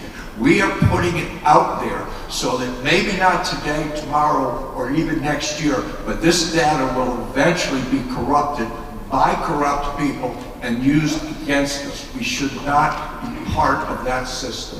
Thank you.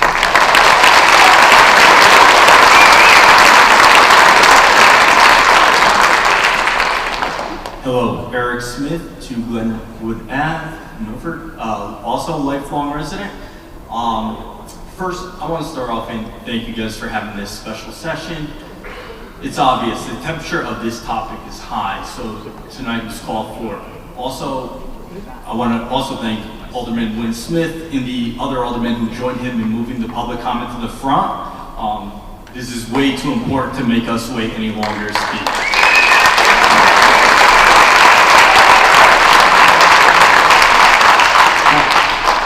Normally, I would call an issue like this, as you've seen tonight, everyone's overwhelmingly against it. I would call this a 80-20 issue, but a speaker before me called this a 90-10. I think he was correct.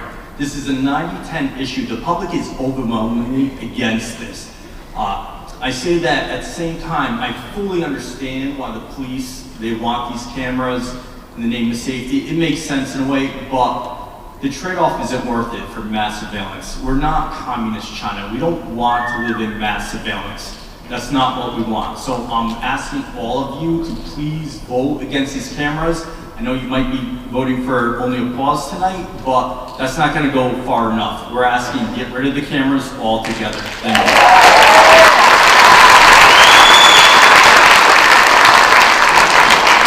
name is Milford. I live on Alden Place. I would first like to say I'm a lifelong resident of Milford. I was here on the 3rd, and I have never been prouder to be a member of this city than I'm. It didn't matter your race, your religion, your creed, nothing. We were all here in agreement that we do not want these in our city. They are bad for us. I wasn't going to come up and speak except nobody else has brought up the fact that this meeting has been kind of wildly mismanaged. There wasn't a press conference from the mayor until 2 o'clock in the afternoon yesterday when no one could have done it.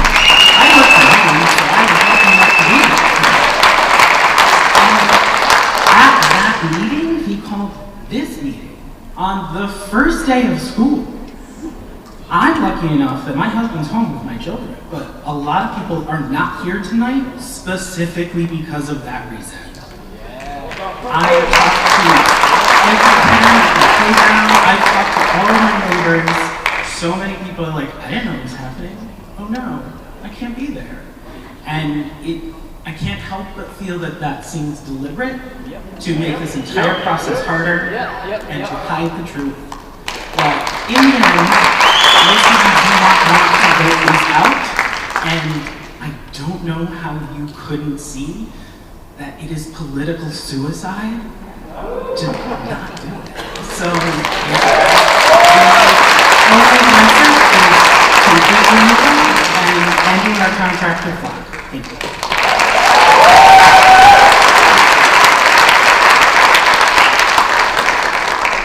Hello, my name is William Luxeter. I'm a criminal justice major and a lifelong Milford resident. I'm representing a lot of people who couldn't be here tonight. These flock cameras are a complete Fourth Amendment violation, and they don't have any place in Milford or any place in Connecticut.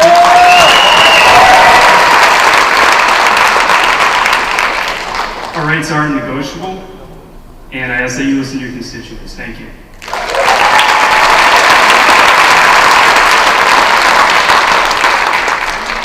How you guys doing?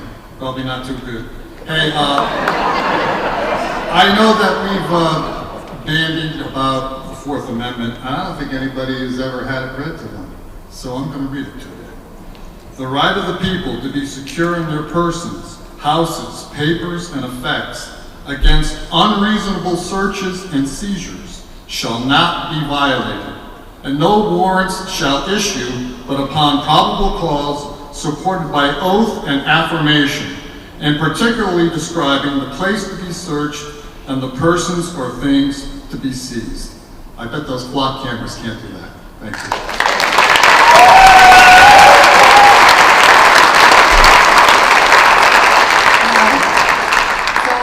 I'm not going to repeat a lot of the other comments that I agree with, but no one's mentioned that it's after the fact. These cameras catch people after the crime has happened. Yes.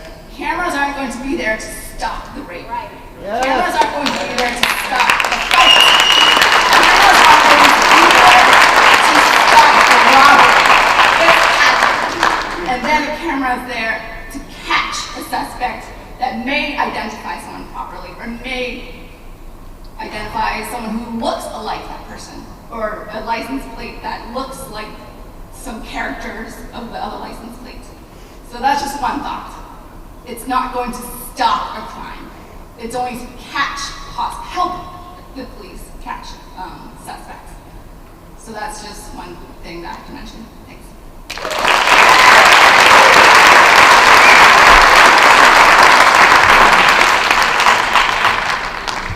My name is Wes Kalikas. I live in the village of Devon.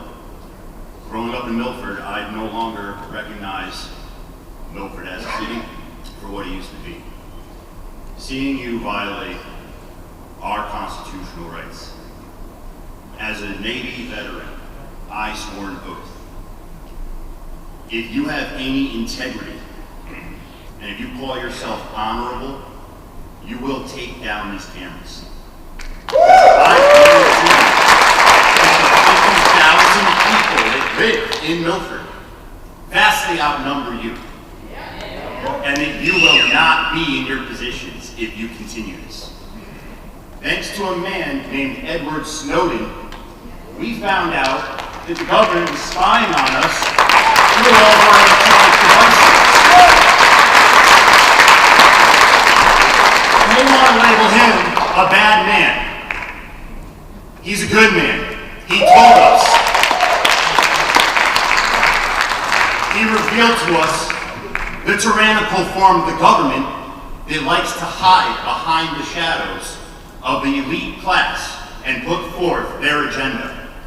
I don't know what your incentive is, but what I can tell you is this. We're not going to stand for it. What I'm standing for is the oath that I took. Yeah.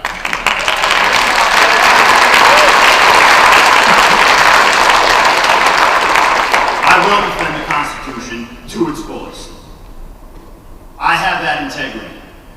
And I have thousands of people behind me that will stand up and follow through with making sure that if anybody does not take these cameras down, you will be removed.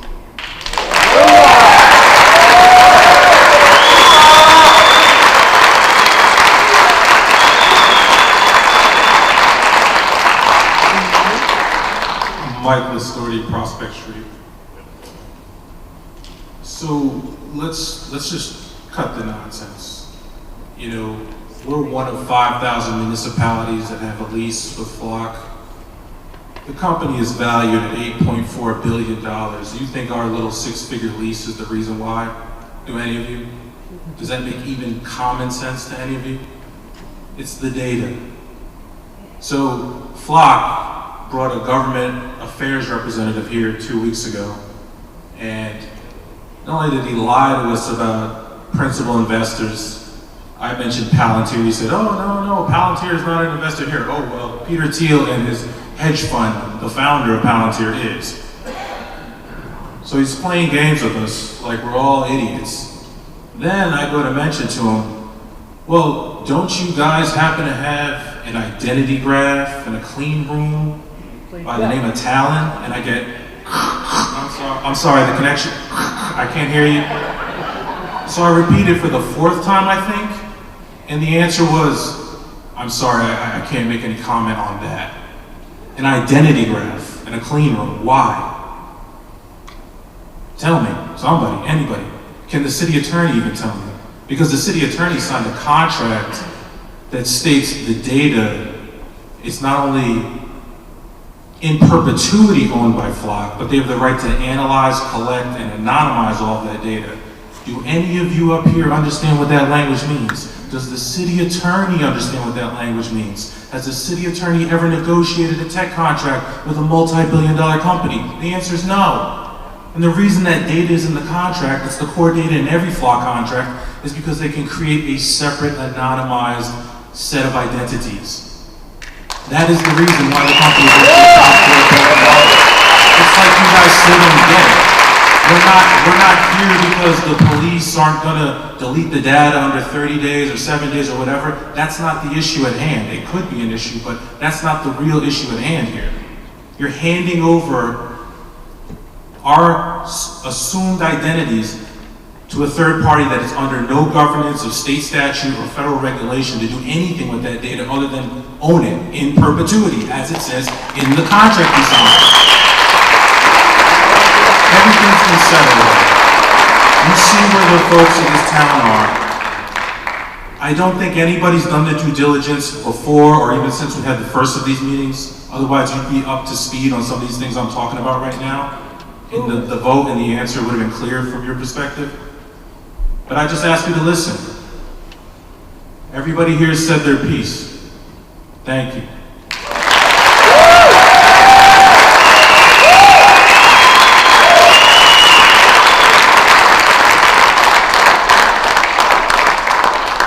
Good evening, my name is Tracy Amazecchio and I live at 10 Flaxmill Lane. Thank you for coming tonight. Earlier today, I received an email from the ACLU of Connecticut. They sent me a letter that was directed to you, the Milford Board of Aldermen. They are fully caught up to speed of what is happening right here in our city. Everybody has a copy on stage of that letter. The letter answers the question raised in this room, whether Milford's current program is what the ACLU asked for when they supported Public Act 26-14. And the ACL's own answer, in their own words, is that it is not. 3 sentences from the letter that I will share. Our support for those protections should not be confused with the support for the deployment or continued use of the ALPRs themselves. The law established a necessary floor for communities where these systems are in use. It was not determination that an ALPR should be used, nor an endorsement of any particular municipality's decision to acquire or deploy them. A municipality may determine that the privacy and the civil liberties risks posed by the ALPRs do not justify their continued use. The ACLU is asking this board to answer 2 questions tonight. Whether this should technically continue to be used here in Milford at all, and if it's kept, what additional safeguards are necessary. The ACLU has drafted a model ordinance that names the floor.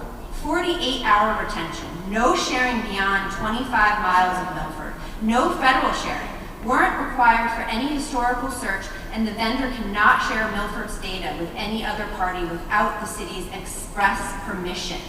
Anything weaker than that is weaker than the ACL is calling appropriate. We're asking the board to vote. Turn the cameras off. We don't want them, and we do not need them.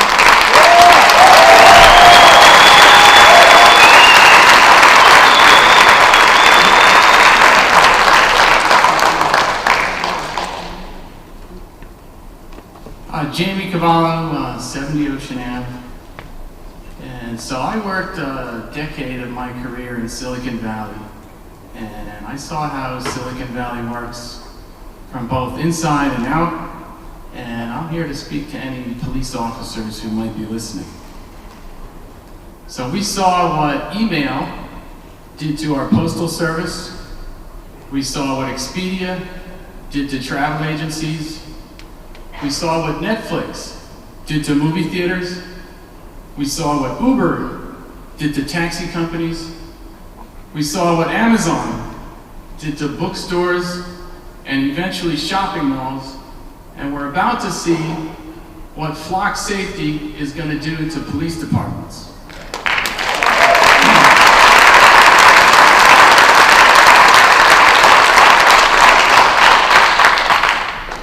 While they may seem benign, they're just the beginning of a product pipeline that includes dozens of different products, including facial recognition, drones, and even AI agents to answer 911 calls that Flock Safety has under development.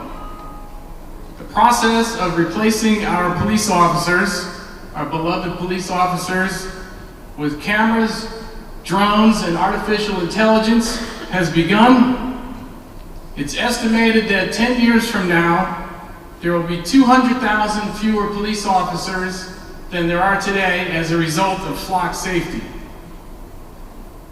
The remaining police officers are going to be advised, then directed, and eventually managed by a bunch of technology people at the Flock offices down in Atlanta.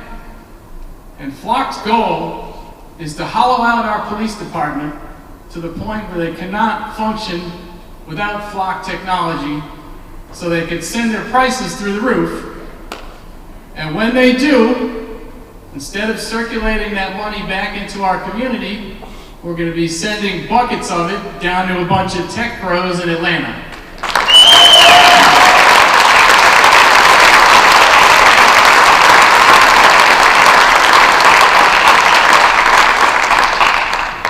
So if you watch enough soccer games, you'll eventually see a case where a team accidentally kicks the ball into their own net and then loses. And that's what I believe our police department is doing right now.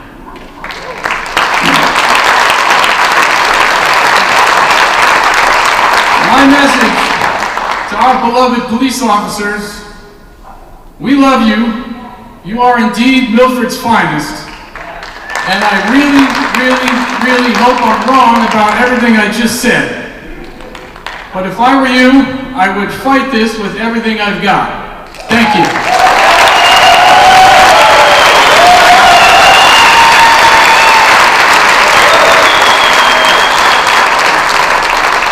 Hello. I'm not saying my name and address. I live in Milford. I don't know. You can find out like with a flock camera. I just think it's crazy. You're seeing like all around the country right now, all over the country, the ACLU, all these other law firms and stuff are suing Flock and suing these companies for breaching their contracts, their data collection contracts, where they're saying they're signing contracts with the police department, being like, oh, we're not collecting data, it's only in the police department's hand. You can Google this. Anybody here you guys can all Google this. And then they're finding out they're breaching these contracts because they don't care. They want the data, and a small lawsuit's nothing to them. So when the police department releases a statement, and you guys release statements saying, oh, they're not collecting data, they're not doing that. How are we supposed to believe that? We have no reason to believe that. Then why should we be trusting these companies that have proven time and time again do not have our best interest in mind? That's all I have to say. That's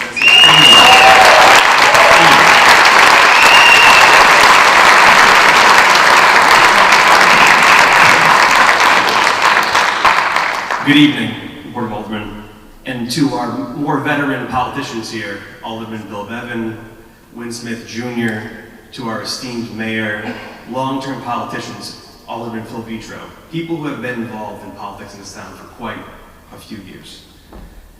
I ask you the following, and by the way, my name is Dan Spicer, live at 7 Flaxmill Lane. Sorry, jumped ahead there. When was the last time you guys recall such a bipartisan backlash to a specific policy that you or this board enacted? I can't recall a time. I've been living here for 13 years, and that's why I ask on our veteran politicians. To be clear, most of us here are against these cameras and are very much in favor of our Milford police and Milford law enforcement. And we feel that we should be giving them the tools they need to conduct a business safely and effectively. Just not this tool. I'm not worried about these cameras and how they're used today. I'm very much concerned about how they'll be misused tomorrow.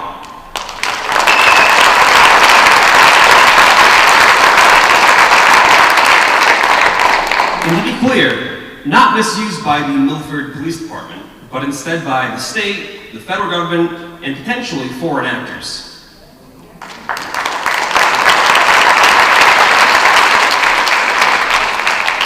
Now you fine, ladies and gentlemen here, have heard all the arguments for many, many weeks now. You've heard them all. I'm not here to repeat those.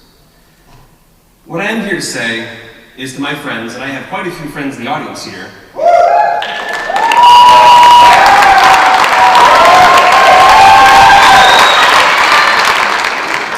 on the left and the right, for I am a villainous Republican in Connecticut, but many of my liberal friends are here, and we're agreeing on something for once, which is amazing. So I have to say this to my Democrat alderman friends. Your national and state and local party have been loudly defending civil liberties, for better or worse, over the last 20 months during Donald Trump's term, right? You fought for civil liberties for trans athletes, illegal immigrants, as well as abortion rights and many others. We may not agree on all those here, and that's fine. But I ask you this, if you're gonna fight so hard for those civil liberties, for those minority groups, right or wrong, what the hell are you doing when you have a bipartisan majority?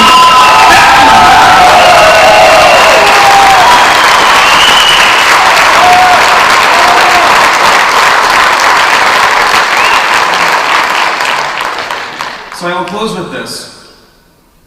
Why are you choosing to be on the wrong side of history here? I can't figure it out. I understand politics, I understand optics. You are all very intelligent politicians. You understand your longevity potentially is at stake here. And I'll close by saying this.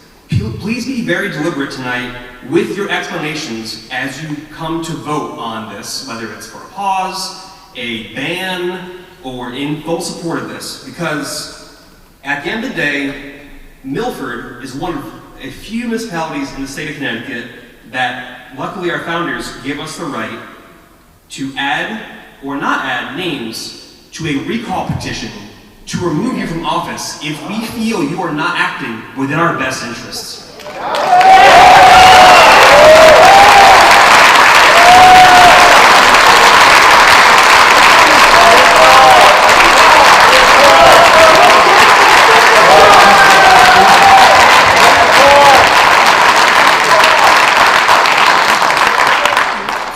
And with that, I bid you adieu. Keep in mind, left and right, we're all thinking about this. Good evening.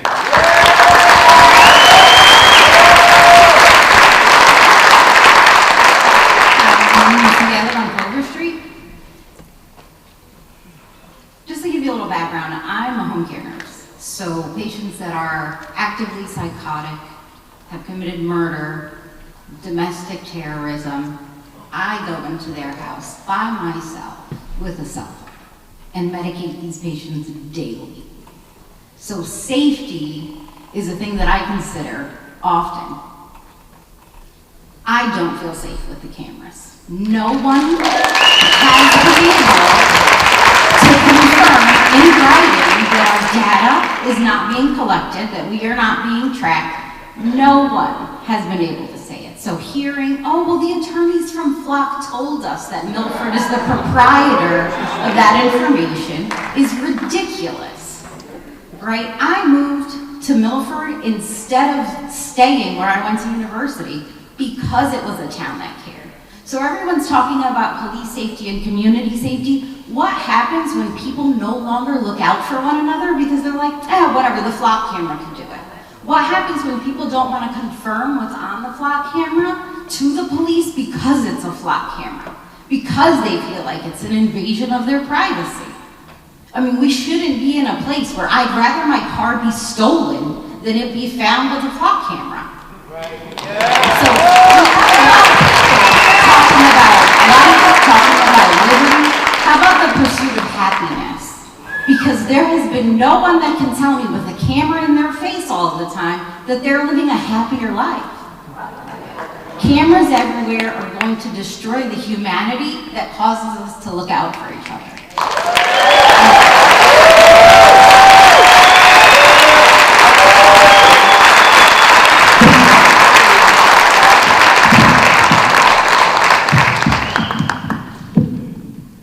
Hello, my name is Don Aiken. I live on Orange Avenue, and I've been a resident for 30 years, and Milford is definitely changing. I don't like the way things are happening right now.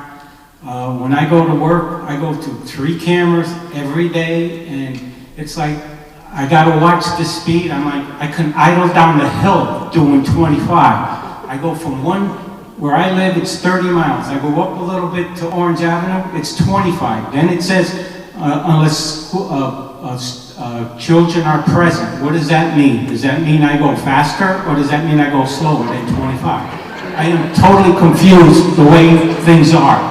One other person mentioned about going to bypass cameras. My wife is all against that. With it, she's like, go this way, go that. She just does not like the cameras, which I don't either, and I don't think everybody in Milford likes it also. Thank you.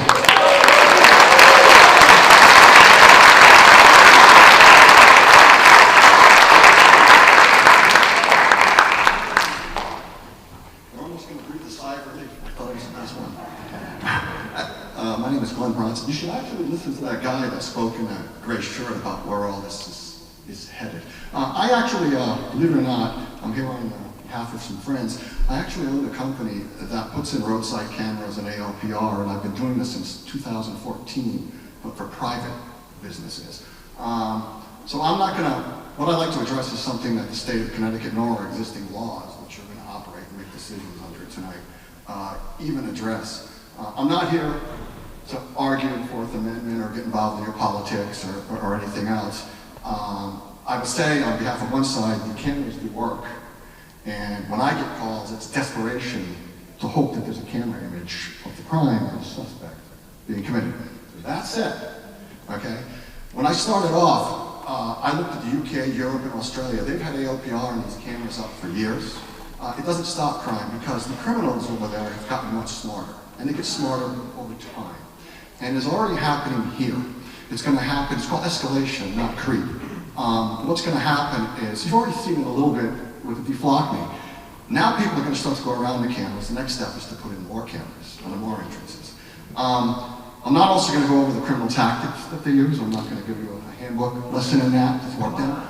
But in order to combat this, Flock and other companies are going to have to, which they already have the technology, offer services and power on these cameras well beyond what is already in place. And there are no laws to regulate that right now. Okay, what's coming next? Because it's just going to happen.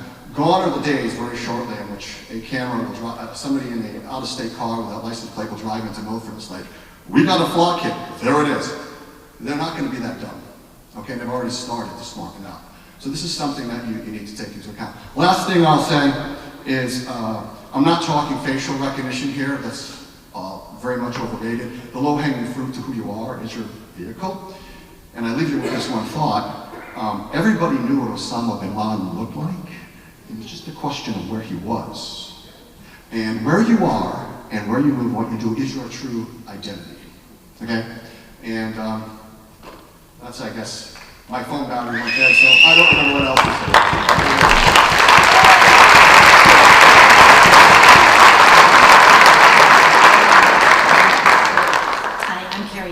I live on Orange Avenue, right across the street from cameras, speed cameras. However, every time I drive into my driveway, I'm on the camera. Every time I drive out of my driveway, I'm on the camera. However many times a day.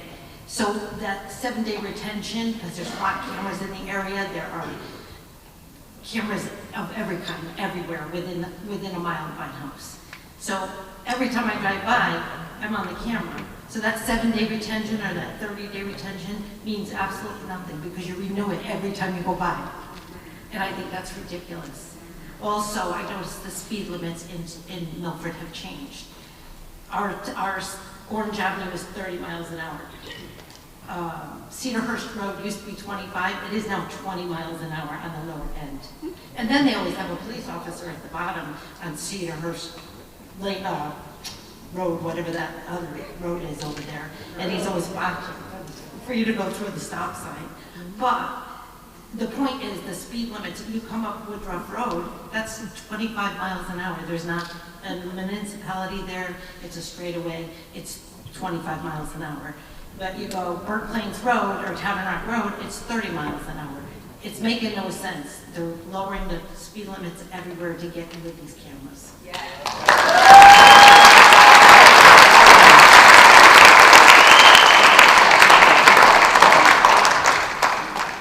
Good evening. I live on that road, by the way. I know what she's talking about. Erin Pinson's 27 Cedar Hill Road. I'm not here to tell you what I want you to do tonight. You've heard a ton of that. I'm here to say what few are saying tonight, though I have heard some. I'm up here to say thank you, and first to all the people who are here talking and who stayed and who said things in an appropriate way. There's far left to far right here, and I think it's really important that we're all listening to each other, so thank you. Very happy about it. Many thanks to Chief Mello and the Milford Police Department. I understand that this technology has become an important part of your task force. I believe that police officers deserve to feel as safe as the way you make us feel here. Thank you, alders, Mayor Smith and city staff, and I would not want to be you right now. Someone mentioned that only one person up here tonight had any balls. I'd say you all have surely more than most to listen to all of us and take all this in night after night as volunteers, so thank you. Chief Mello mentioned something,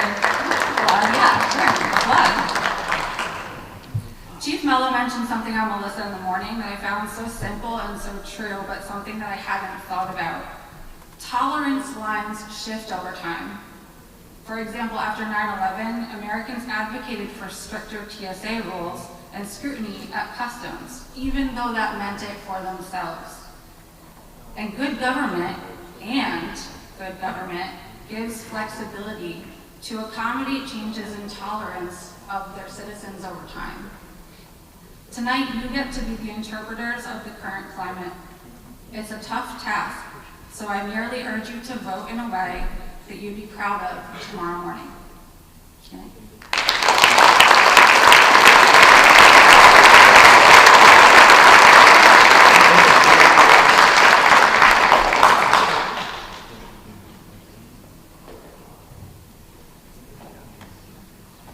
Has everyone had a chance to speak? We'll go on for the rest of the meeting. I want to thank everyone for coming up and letting us know how you feel about the cameras. And we all listen to you. This is the third night we've listened to you. And it's all information that we take in consideration when we're going to be voting on what we're going to be doing with them. Mr. Chairman, can I ask for a brief 2-minute recess? Yeah. 10-minute recess. Two minute. Thank you, Mr. Chairman.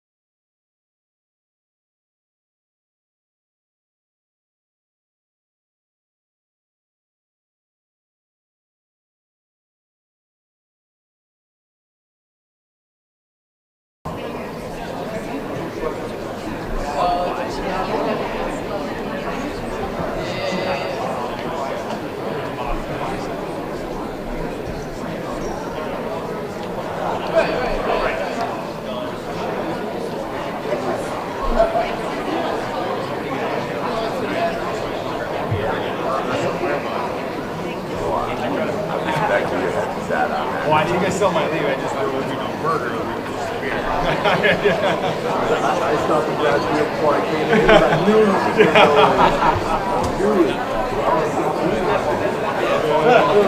I didn't stay all night. Maybe a little iPad or something, a game or something. You guys look on that, right? It's all totally worked out really perfect.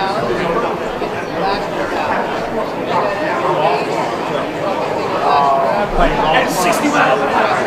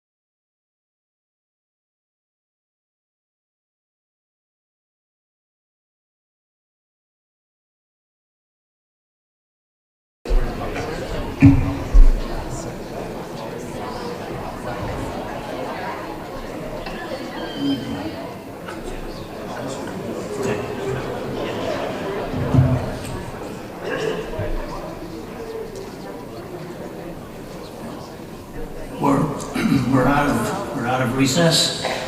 We'll continue on to the meeting. I will entertain a motion to go into executive session to discuss item 2, pending litigation, City of Milford and Milford Police Department, SBLR case number MPP-359980.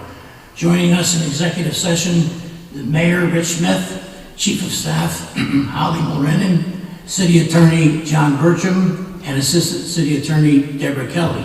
Is there a motion? So moved. Second. We have a motion and a second. All in favor? Aye. Opposed? Nay. Roll call vote, Madam Secretary, please. Alderman Ali? No. Alderman Bannon? Yes. Alderman Bevan? No. Alderman Brennan? Yes. Alderman Casey? No. Alderman Federico? Yes. Alderman Fowler? Sorry. Alderman Healy? Yes. Alderman Height? Yes. Alderman Lombardi? No. Alderman Biselli? Yes. Alderman Michael Smith? Yes. Alderman No. Alderman Winthrop? No. Alderman Vitro? Yes.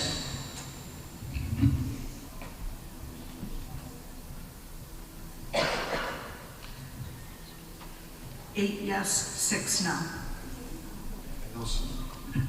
8 yes, 6 no. Motion passes. Point of order, Mr. Chairman. It's 2/3 vote to go into executive session, so the motion will take.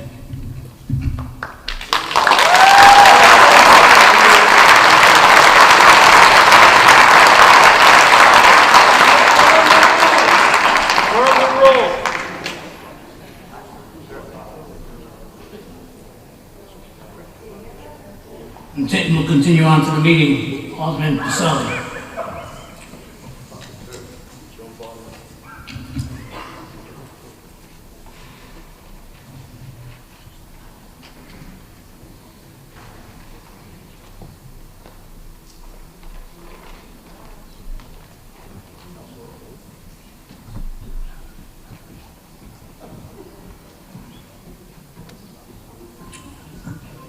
I'd like to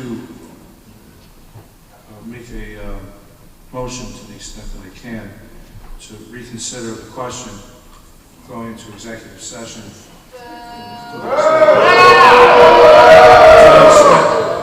Please have some order in this room. To the extent that I make the motion, if there's a second, I'd like some discussion before we vote. Thank you. Point of order, Mr. Chairman. I believe in order to ask for a point of reconsideration, you have to be on the prevailing side, and he was on the losing side.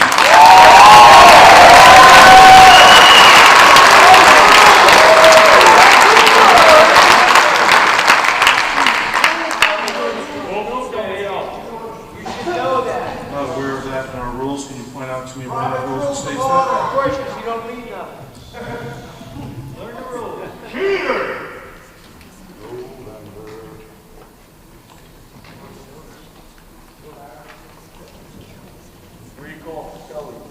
Let's talk about it here, in front of us.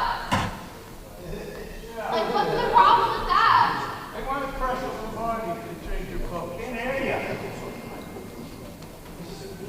Courage is currency in politics. Have some courage. There's a motion and a second. Is there any discussion? Alderman Pacelli. Thank you, Mr. Chairman. The reason for making the motion is just to be heard related to the fact that there's an agenda item to discuss pending litigation. It says the City of Milford and the Milford Police Department. There's a case number. I don't know what I don't know. There's an opportunity to hear from the city attorney related to this matter. I do not know if it's relevant to any of the items we're being asked to vote on today. I have listened to many concerns here, and I really need to be able to understand what is going on with this litigation in order to be able to properly weigh what I've heard versus what may be going on that I'm not aware of. I understand, and the city attorney can correct me if I'm wrong, that you can't discuss this in open session, which is why there's a motion here for executive session. So again, I just like to have the opportunity to have all the information so that I can make an educated, informed decision as to how to vote on these matters. Thank you. Mr. Chairman,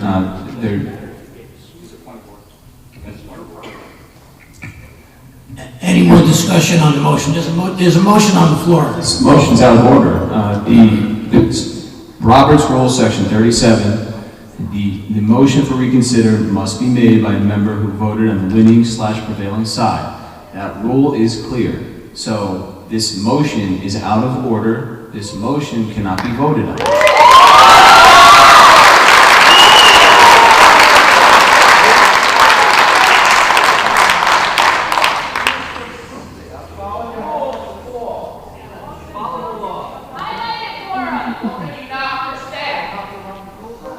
Okay, Alderman Pacelli, agenda item 4A.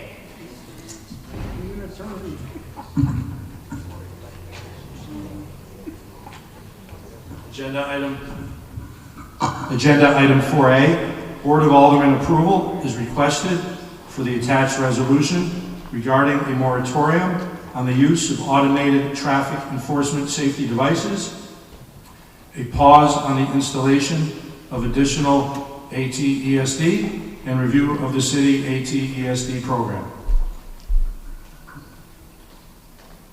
Do I hear a second? Second. Motion has been made and seconded. Is there any discussion? Yes, Mr. Chairman, I would like to make a motion to amend agenda item 4A. Okay. And the amendment would be a strike all amendment. Strike all. It would be a strike all amendment to be replaced with a moratorium on the use of automated traffic enforcement safety devices, ATESD, a pause in the installation of additional ATESD, and review of the city's ATESD and ALPR program, and a moratorium on the use, deployment, retention, oversight, and codification of the city's automated license plate reader ALPR program. I provided a copy to this board. They do have it. I will articulate the whereas clauses into the record if required. The whereas clauses are copied and pasted from both of the mayor's proposed resolutions. It's not all of the whereas clauses from both resolutions, but it does incorporate some of them. Those are just lifted right out of the resolution, and so those were not drafted by me, but incorporated in this amendment from the mayor's resolution. The new information within this this amendment would be the now therefore. So I will articulate that into the record. So now therefore be it resolved by the Board of Aldermen, City of Milford as follows. Moratorium. Effective immediately upon adoption of this resolution, there is hereby imposed a complete moratorium on all use, installation, activation, or expansion of any flock cameras, fixed ALPR network, or the operation and use of all currently installed ATESDs, and on the installation of any additional ATESDs within the City of Milford. B, all fines that have been issued and paid by the City of Milford residents shall be reimbursed to the residents of the City of Milford.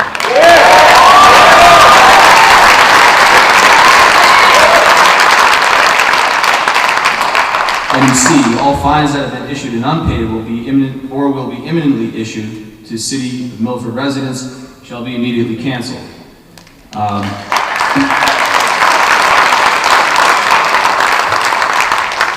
Item D, which does not appear in the copy I provided the board, but it is taken from a proposal amendment that I think will later be introduced. But it was an Alderman Lombardi's language from this proposed amendment, but I wanted to incorporate it within mine because I do like the language. So after item C that I just articulated, item D is this moratorium shall not apply to mobile ALPRs installed on or operated from Milford Police Department vehicles. Item E, this moratorium shall not require the deactivation of cameras used at or for the protection of Milford Public Schools, provided that such cameras are not being used as fixed ALPRs to continuously collect or retain license plate data for the general public.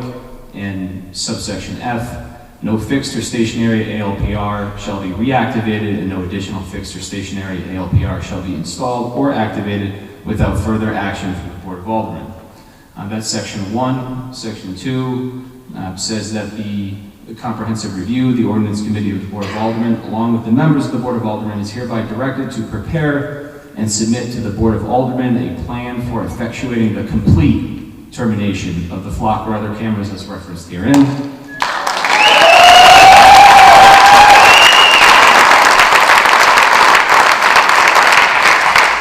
And effective date, this resolution shall take effect immediately upon its adoption. The idea behind this proposal was to not vote on the resolution separately, combine them, and terminate the cameras as referenced herein, not a pause and review, complete termination.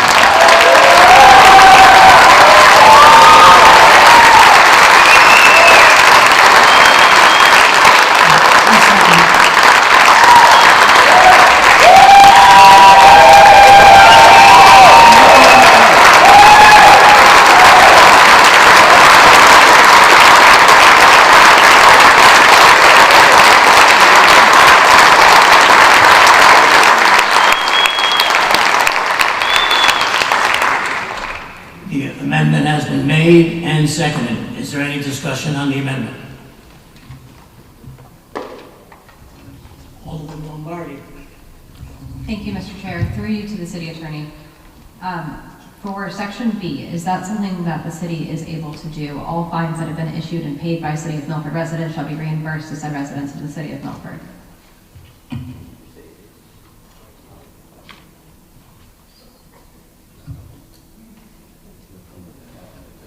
Sorry, Mr. Chair, through you. Alder Lombardi, I do not believe so. There is no, municipalities do not have any inherent powers other than those granted by statute. I understand the proposal, but there is no provision under 7148, which is the general powers given municipalities. The fines that have been collected, it's a lawful program. You may not want to continue it, but cases are adjudicated to date, and that is lawful. There's no mechanism under 14307C to refund. Those funds have to be spent for traffic safety improvements in general. So, no, I don't think that would be something that was within this board's power. Should you want to take action, there's also a retroactive application of the law which raises concerns.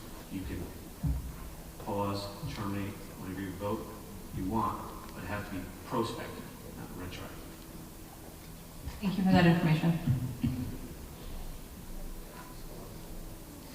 Any more discussion on the amendment?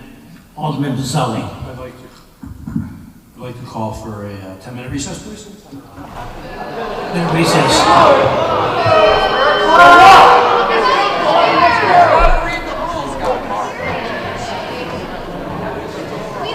We're not leaving.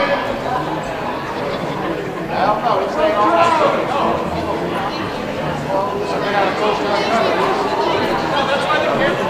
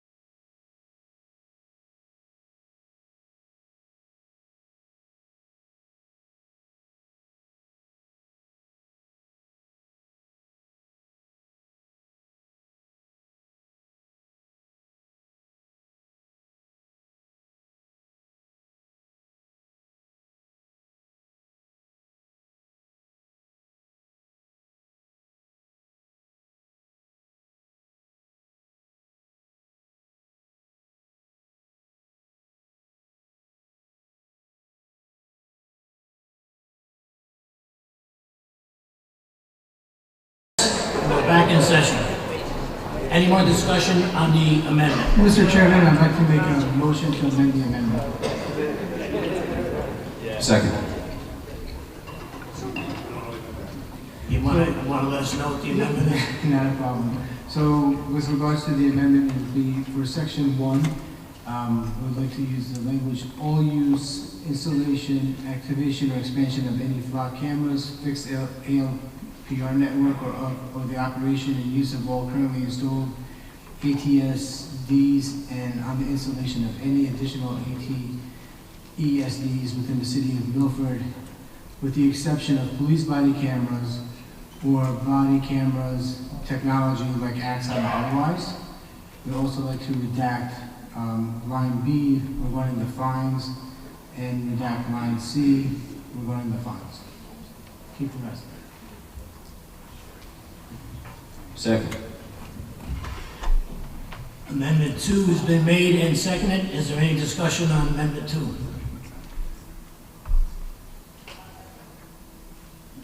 Seeing none, all in favor? Aye. Opposed? Roll call vote, Madam Secretary, please. Alderman Ali? Yes. Alderman Bannon? No. Alderman Bevan? No. Alderman Brennan? No. Alderman Casey? Yes. Alderman Federico? No. Alderman Healy? No. Alderman Height? No. Alderman Lombardi? Yes. Alderman Pacelli? No. Alderman Michael Smith? No. Alderman Winthrop Smith Jr.? Yes. Alderman Winthrop Smith III? Yes. Alderman Vitron? No.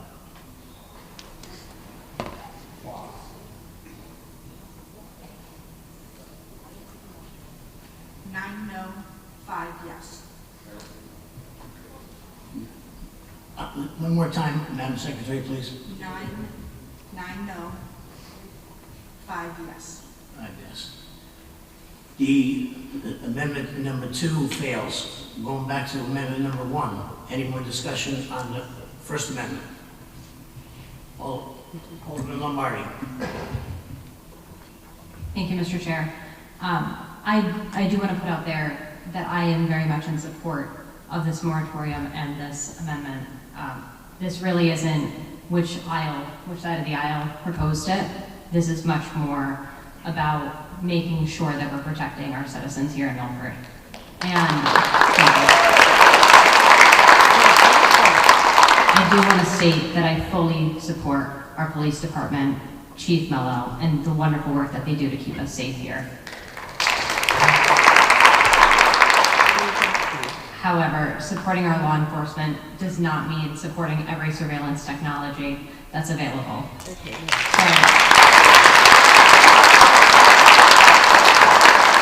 As Democrats, we talk about protecting our privacy, we talk about protecting reproductive freedom, we talk about immigrant communities, and we talk about the right to live without unnecessary government surveillance. The concerns raised by the ACLU tonight that has been left on all of our seats reinforce the values that are here tonight. So for me, flock completely crosses the line. We can support public safety without creating a system that tracks the movement of every Milford resident.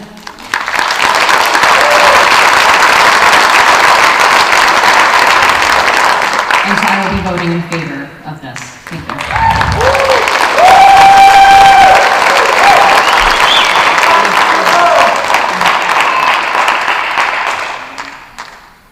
More discussion on First Amendment. Alderman Smith III. Thank you, Mr. Chairman. Through you. During public comment, there is a couple of people who talked about the prior vote for the cameras in Milford, and someone had said, well, not everyone on the board was there for that vote.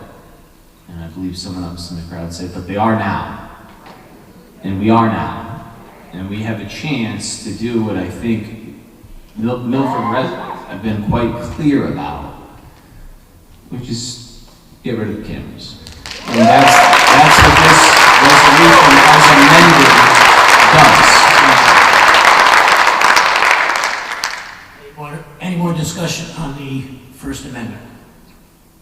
Alderman Casey. Mr. Chairman. I think the issue when the police chief spoke at the August 3rd meeting, and he said something that was really informative to me. He says, if you don't trust government and you don't trust big business, there's nothing I can say that can satisfy you. And empirically, I think the residents of Milford is maybe 25% don't trust the government, and maybe 45% don't trust a big business. So I think that's a big issue, because my thing is like, the chief of police, I respect him, but he didn't call my concerns, and that was important to me. And so I'm joining with Alderman Lombardi, to vote yes. Thank you.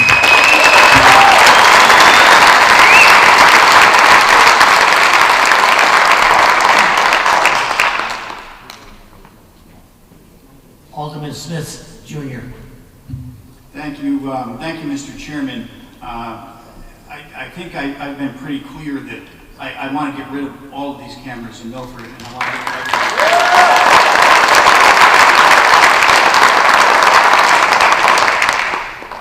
This amendment that we have in front of us right now is the best thing we're going to have tonight to try and do that. And while it might not be the way I would draft it, and it wouldn't be, which would be different than this, like I said, I think if we do this, we've taken a giant first step to get where we ought to and need to be. When the chief had his symposium down there on West Shore, one of the chiefs that was there said that this is a balancing between personal liberty and police surveillance security, and it's up to the public officials to do that balancing. And when we walked out of that meeting, I remember Chairman Vitro said, "Oh, Wynn, this is a tough decision." And I looked at him and I said, "No, it's not."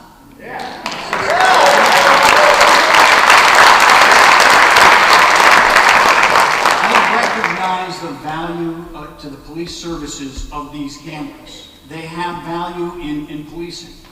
But our liberties, especially those I think are embodied in the Fourth Amendment, just outweigh that by so much that this is not a hard call. And while I know that the Supreme Court hasn't yet ruled on this issue, and maybe someday they will, but frankly, even if they rule that the founders of our country weren't thinking about drones and cameras and that sort of thing, and they probably weren't, these things that we're doing to ourselves right now, and I have with me here a copy of the strategic plan that we voted on as a Board of Aldermen 2 years ago. This thing is scary. And I voted for it alone back then because I looked at it and I read it, and I saw the birthing of RoboCop and George Orwell right in front of us, and we all voted for it, except me.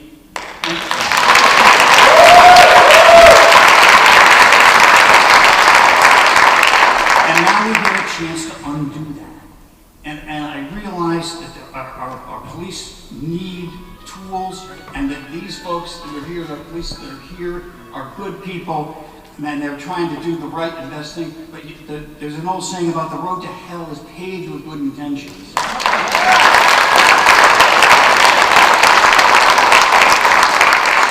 urge my colleagues to vote in favor of this amendment as the best we can do right now. But frankly, this isn't even the end of it. But this is the best we can do. I urge support.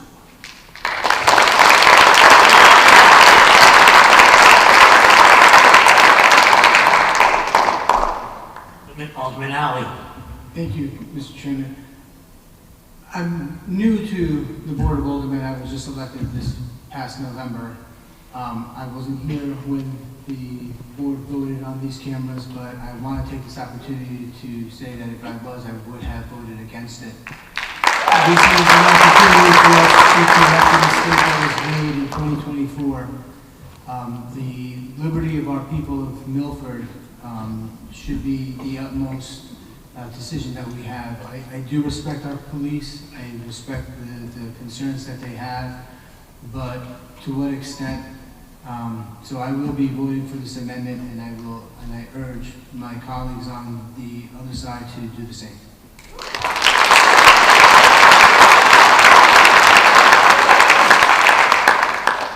Any more discussion on the amendment? Alderman Healy. Thank you, Mr. Chairman, through you. I'd just like to say again, embodied in the law, and we are the Constitution state, is the Connecticut reasonableness standard. And I think that the proposal that has been submitted by the mayor is a reasonableness standard. We will form a public safety technology committee. We will continue to study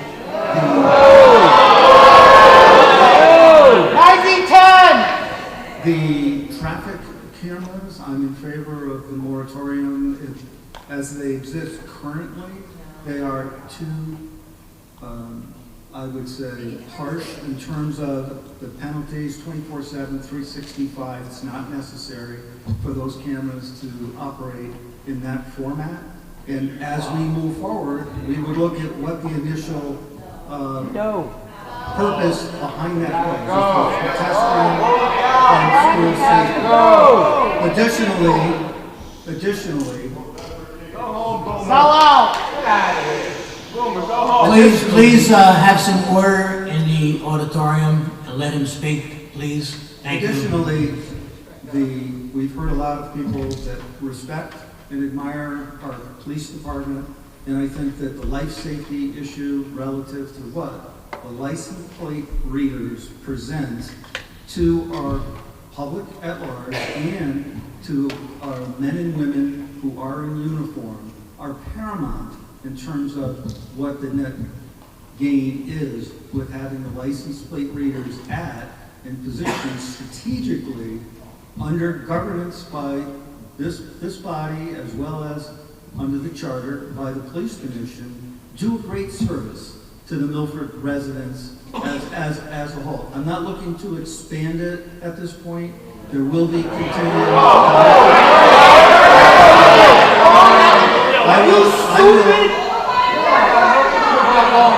Order in the auditorium, please. I will be voting no on the amendment. Thank you.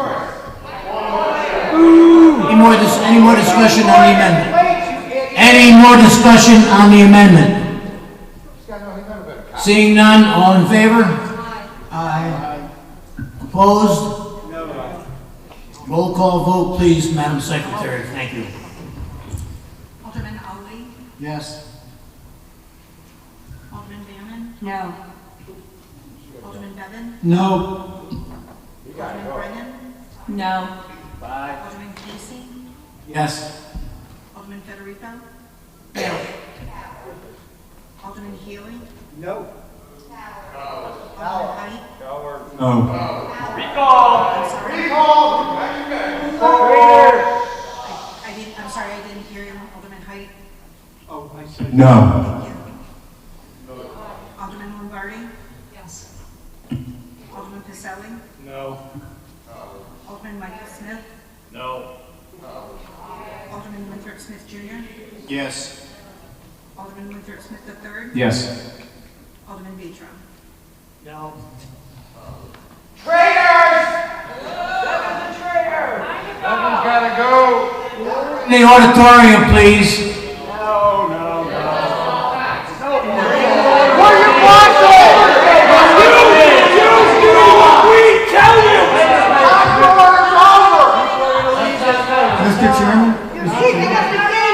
Mr. Chairman, if you can, should have voted. Yes, Madam Secretary. 9 no, 5 yes.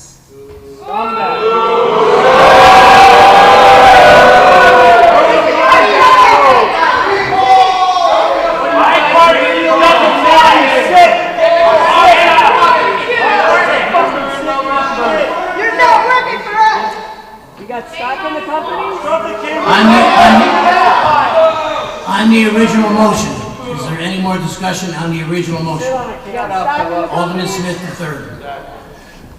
Yes, Mr. Chairman, through you, I would like to make a motion to amend the original motion and It is not a strike all amendment, so just bear with me. It is to amend, there are no changes made to the title, to the whereas clauses. The amendment comes at the first, be it further resolved, to add the majority leader and minority leader, that would be myself and Alderman Pacelli, to the mayor's review committee to give the Board of Aldermen some oversight over the so-called review committee.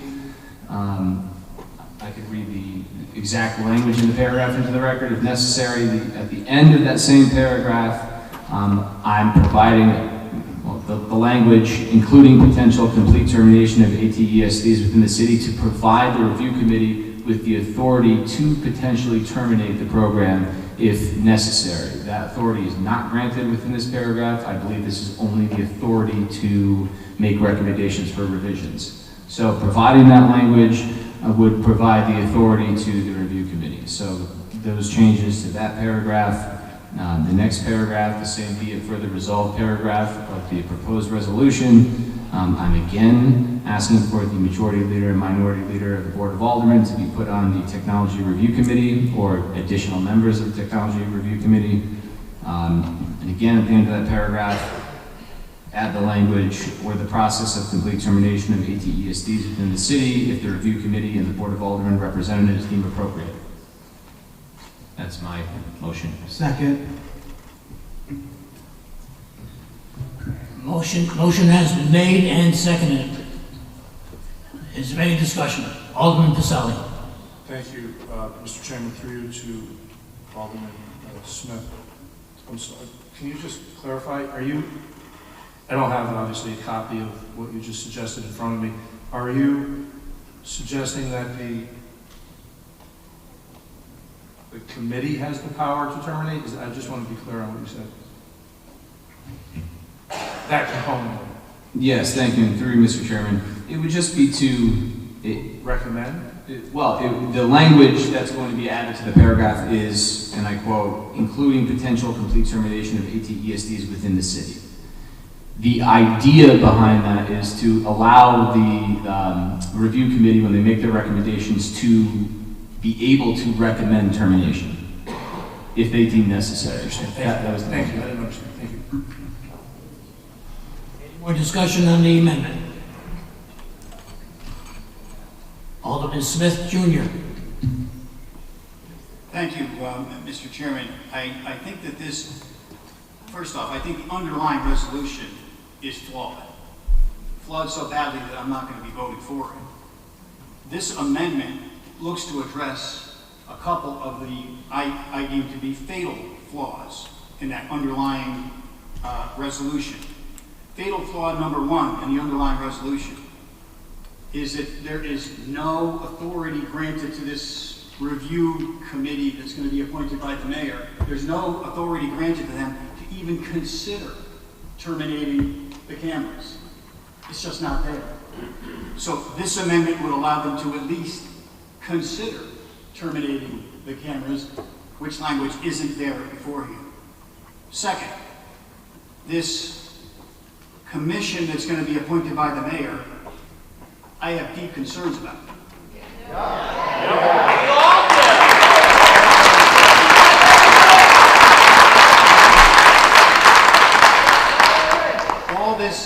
All this amendment is looking to do is to put a couple of aldermen on there so that each of the two parties here can at least have some people on the inside, if you will, to monitor and give us feedback as to what's going on. Because I know how these commissions work. They don't say anything to anybody. They stonewall us. They do what they want. They're going to be appointed by the mayor. They're going to be beholden to the mayor. They're going to do what the mayor wants.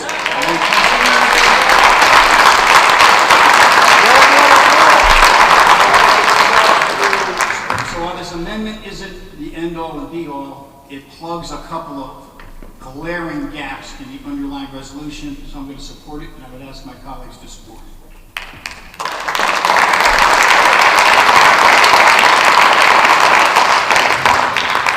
Any more discussion on the amendment?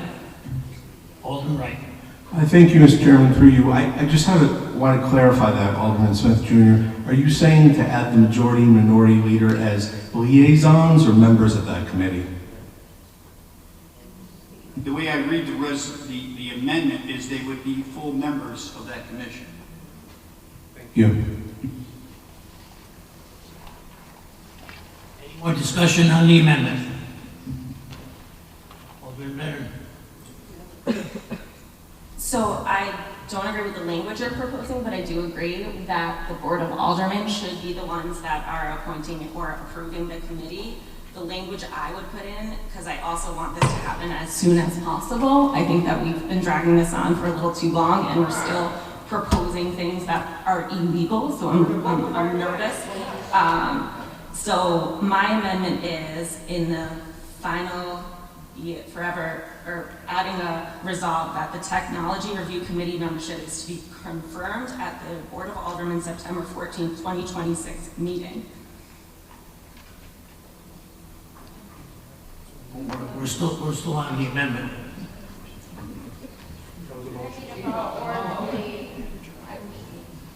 We have a... I'll second that. We have a motion and a second to amend the amendment. Any more discussion on the amended amendment? Alderman Smith III. Yes, Mr. Chairman, and through you to Alderman Brennan, just a clarification. What is the amendment, the motion to amend the amendment designed to do? I didn't catch a part of what you had Sorry. So my amendment is to ensure that we have a deadline on the committee, on the appointment of it and the formation of it, so that it's not going to drag on again, and so to ensure that we have it on September 14th. I do not think putting the minority and majority leaders on it is appropriate right now, but I do think that we can discuss who should be on it and confirm on September 14th. I do think Board of Aldermen need to be on it, and I think it needs to be a Board of Aldermen committee. So it's our appointment and confirmation.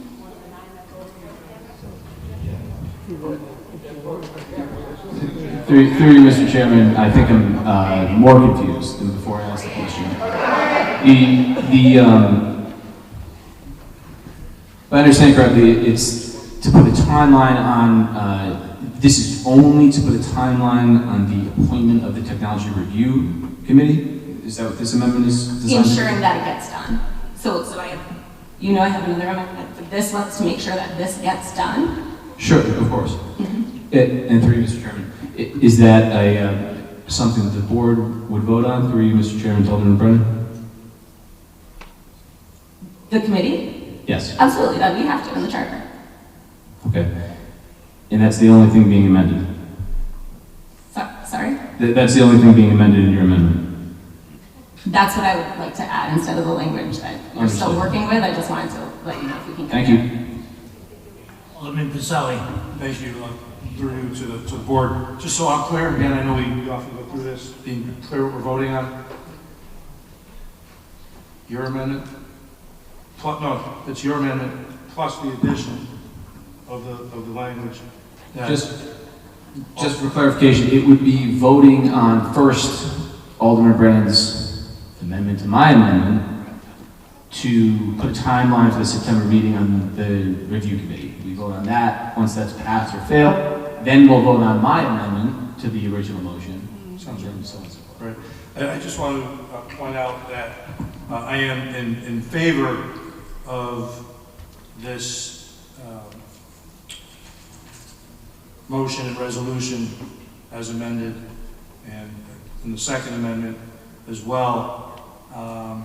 Really, whether or not I'm on that committee is not as important to me as making sure that there is a committee in place and that the real work gets done. I mean, certainly, we all hear what's going on today. We do. We hear it, and there's a process. May I speak? And there's a process. There's a process that has to take place. Order in the auditorium, please.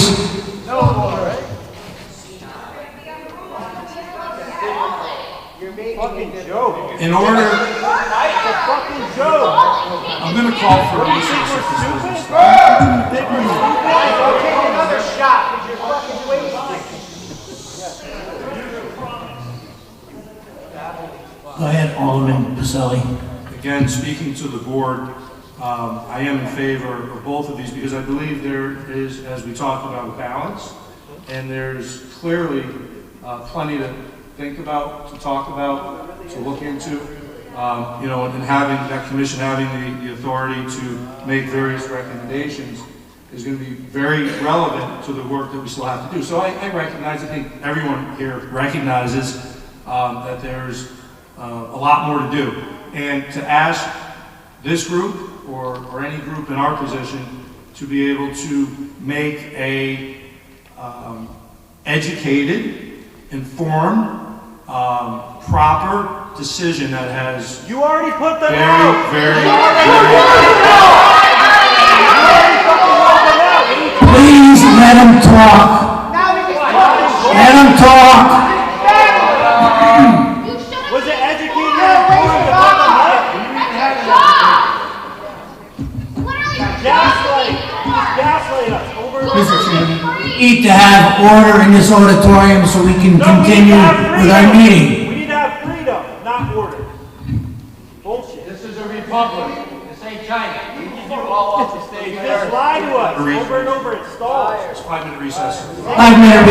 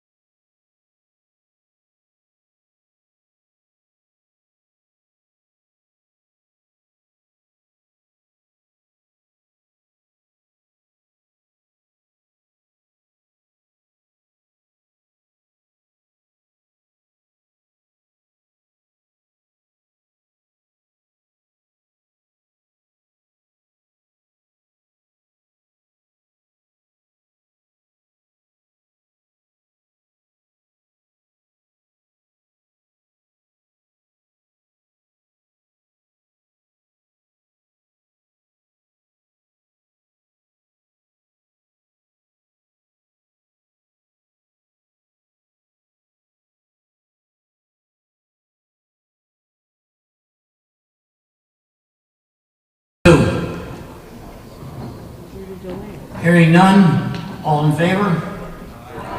Opposed? Amendment number 2 passes unanimously.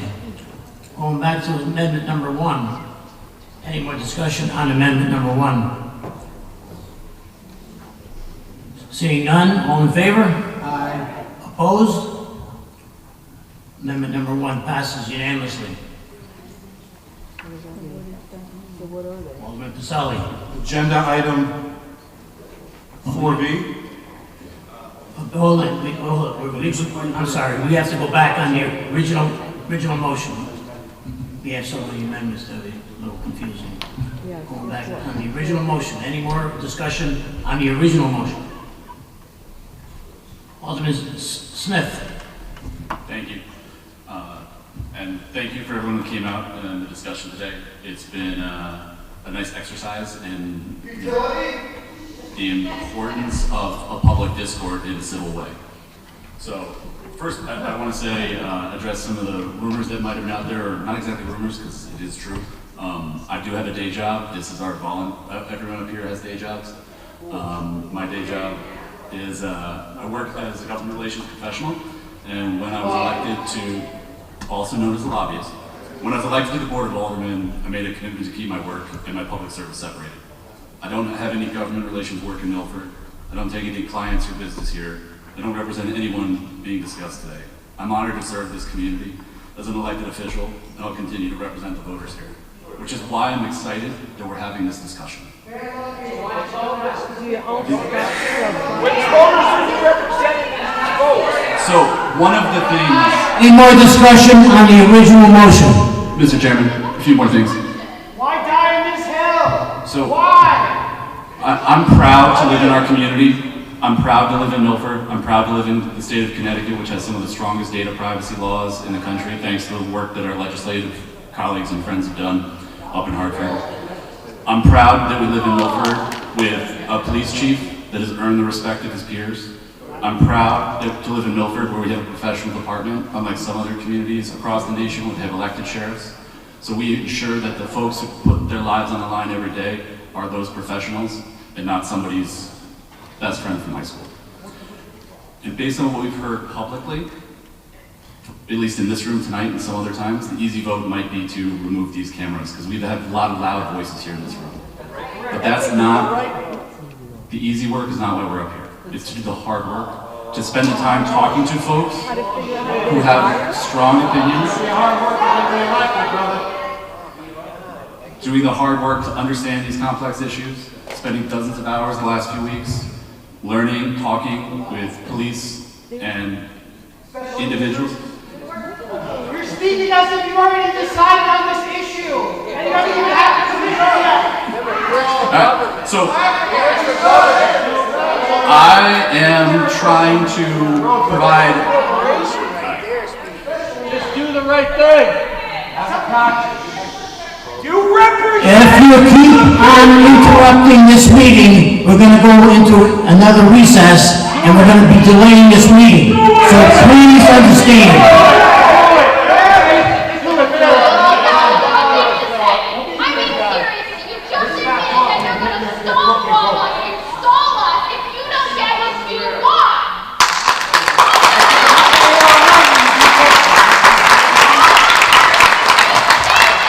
So, based on the conversations that I've had over the last few weeks with people in this community, not just in this room, some people who might not have the ability, to come because of their jobs or because they don't want to necessarily talk publicly in front of the...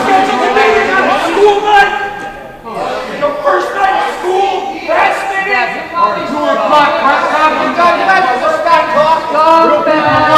So, there's more things that apparently I won't get to say today. But what I will say is it is important that we have this conversation as a community. And similar to how I talk with my 10-year-old daughter about how there are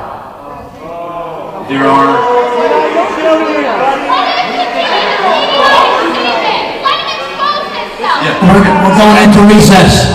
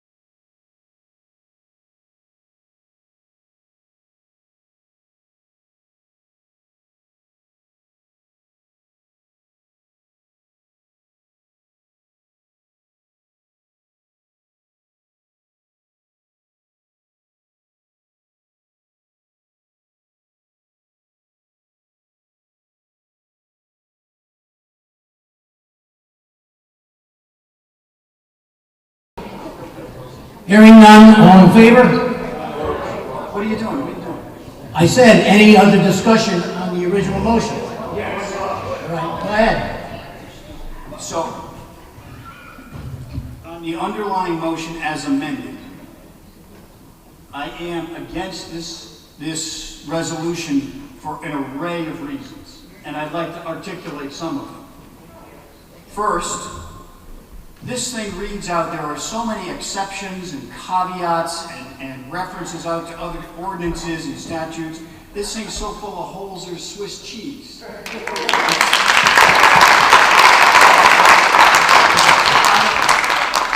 I don't think it really means anything.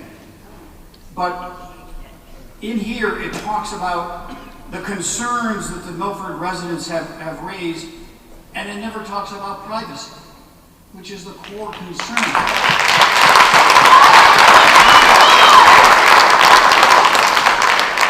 So, this committee that's going to be appointed by the mayor, okay, we're going to have 2 people here, but who are these other people going to be? We don't know.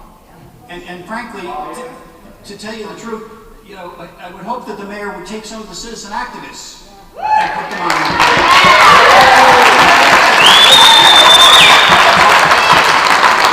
Maybe like, you know, Susan Woods and Tracy and Briscoe.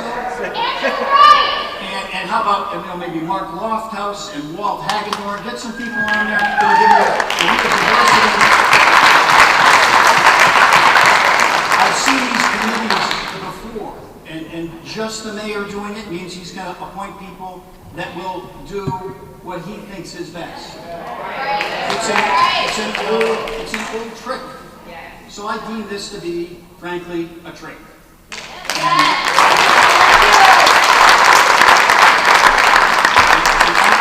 I think part of this trick is to get that committee eventually, we're not really sure when, we had some timelines in here, appointed. We have no idea how many people, but part of this trick is to try to make all you get weary of this so that you won't come back. We're not going anywhere.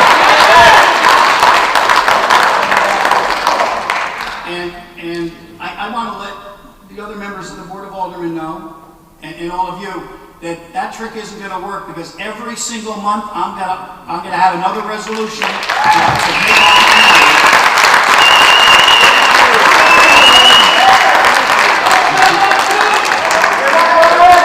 and I'm going to run that resolution every single month until the municipal elections 14 months from now.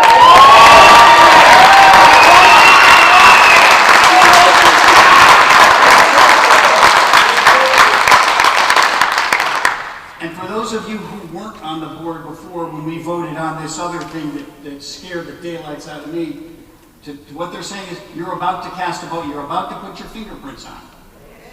Now you've got a record, and it's not a good one. This half measure, this warm bucket of spit, this is not good. I urge a no vote on this.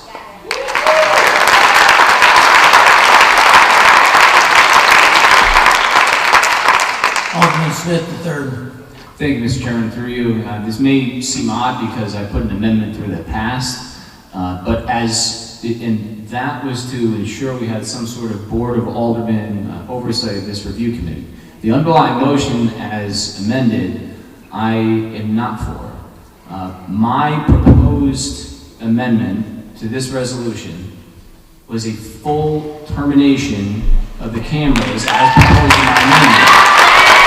That's what was proposed. That's what Milford wants. Not a clause in review with a variety of different holes in it. And that is the one that I support. So the one that we will continue to propose until it's passed will be the one that I had proposed at this meeting. That will be brought up at every meeting, meeting after meeting, until it's passed. So I'm not in favor of the underlying motion as amended. Thank you. Why can't we just scratch B from your amendment? I genuinely have a question. Any more discussion on the Why original can't we just motion? scratch B from your amendment? Section B of your amendment was to repay Oh, anyone who got Marty. fined. And of course, the Marty brought up, is that possible? Man, we tried that, they voted it down. Thank you, Mr. Chair. That's ridiculous. We did try to strike B. Unfortunately, that failed. I do want to... Why can't we continue on with the rest? If we just take we out of it, why can't we just continue on with the rest? And I'm asking because the American citizens... Trying to conduct a meeting here if you don't mind. I'd really like to explain a couple things. Hi, I'd really like to explain a couple things. Thank you. Shut up first. No, you guys are allowed to talk. But, so I want to state that I am in full support of a ban. I'm going to start there. I am in full support of a ban. If we don't do something tonight, the cameras stay on. I want you to understand that if we do nothing tonight, if we vote down 4A, the cameras will stay on. We will not pause them. They will keep going. So I do want to put that out there for the record. And I'd also like to put out for the record that we just added alderman representation with minority leader, majority leader. We also added language to process a complete termination and allowing that to be an option, which was not language that was in there. And we also added language to make sure that there is a due date on this, which is the September 14th meeting that we're having. So while I understand the message behind wanting to ban flock cameras and in full support of that, I am also in full support of shutting the damn things off right now. Thank you.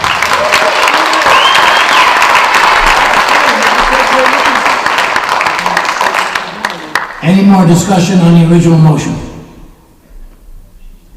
Alderman Alley. I'm going to be joining with Alderman Smith and Alderman Smith with regards to the underlining motion as amended, because I do believe that we need a full ban on this. I do respect the fact that there is going to be this moratorium, but I don't think that's enough. I think that what, as was stated about the resolution, the first amendment that came up that failed, that should be coming up every month. So I will be voting no with the underlining, with understanding that we need a full ban on the flocks. And Any more discussion on the original motion? we don't even know what that is anymore. Here, liaison. Seeing none, we'll put it to a vote. All in favor? Aye. Opposed? No. Roll call vote, Madam Secretary, please. Alderman Alden? No. Alderman Bannon? Yes. Alderman Bevan? Yes. Alderman Brennan? Yes. Alderman Casey? No. Alderman Federico? Yes. Alderman Healy? Yes. Alderman Height? Yes. Alderman Lombardi? Yes. Alderman Pacelli? Yes. Alderman Michael Smith? Yes. Alderman Winthrop Smith Jr.? No. Alderman Winthrop Smith III? No. Alderman Beecher? Yes. 10 yes, 4 no. The vote was 10 yes and 4 no. The motion passes. Alderman Pacelli. Agenda item 4B, Board of Aldermen approval is requested for the attached resolution regarding the use, deployment, retention, oversight, and codification of the city's city's automated license plate reader program.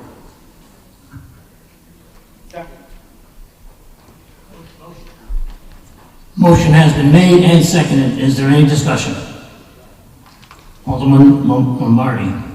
Thank you, Mr. Chair. I move to amend the resolution under item 4B by striking the section entitled Reduction of Fixed ALPRs and replacing it with the following. Under item 4B, we would change it to moratorium on fixed ALPRs. The Milford Police Department shall temporarily suspend the operation and use of all fixed or stationary ALPRs within the city of Milford, pending further review of the city's ALPR system. The moratorium shall not apply to mobile ALPRs installed on or operated from Milford Police Department vehicles. This moratorium shall not require the deactivation of cameras used at or for the protection of Milford Public Schools, provided that such cameras are not being used as fixed ALPRs to continuously collect or retain license plate data from the general public. No fixed or stationary ALPR shall be reactivated, and no additional fixed or stationary ALPR shall be installed or activated without further action of the Board of Aldermen. While this amendment does not ban fixed ALPRs tonight, it does shut them off for now, while we take the time to fully examine this technology and determine what further action is appropriate. Unfortunately, we tried to pass a ban and it failed, so this is the next step.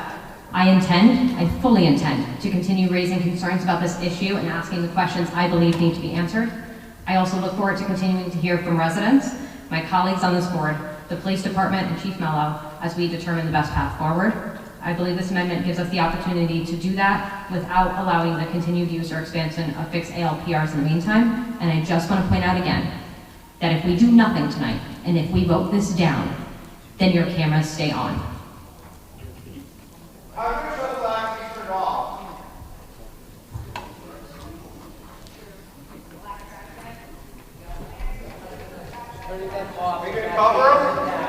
Is there a second on that amendment? Amendment has been made and seconded. Is there any discussion on the amendment? Hearing none? Alderman Cali. I'd like to make an amendment to the amendment that was just made. And what I'd like to do is to redact the codification by ordinance, that entire paragraph. And I would also like to add to, on the second page with regards to the 7-day data retention, to add at the end, the Board of Aldermen shall have the authority to request and or inspect the deletion records, only ensuring that the maximum ALPR data retention period of 7 days is ensured. Can you repeat that? I'm sorry, I couldn't.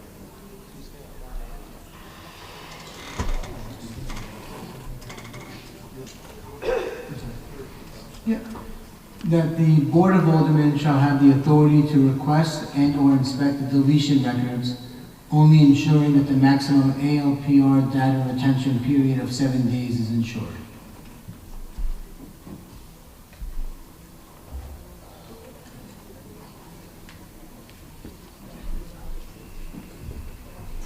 I'll second that for purposes of discussion. I can speak on that if anyone has any questions.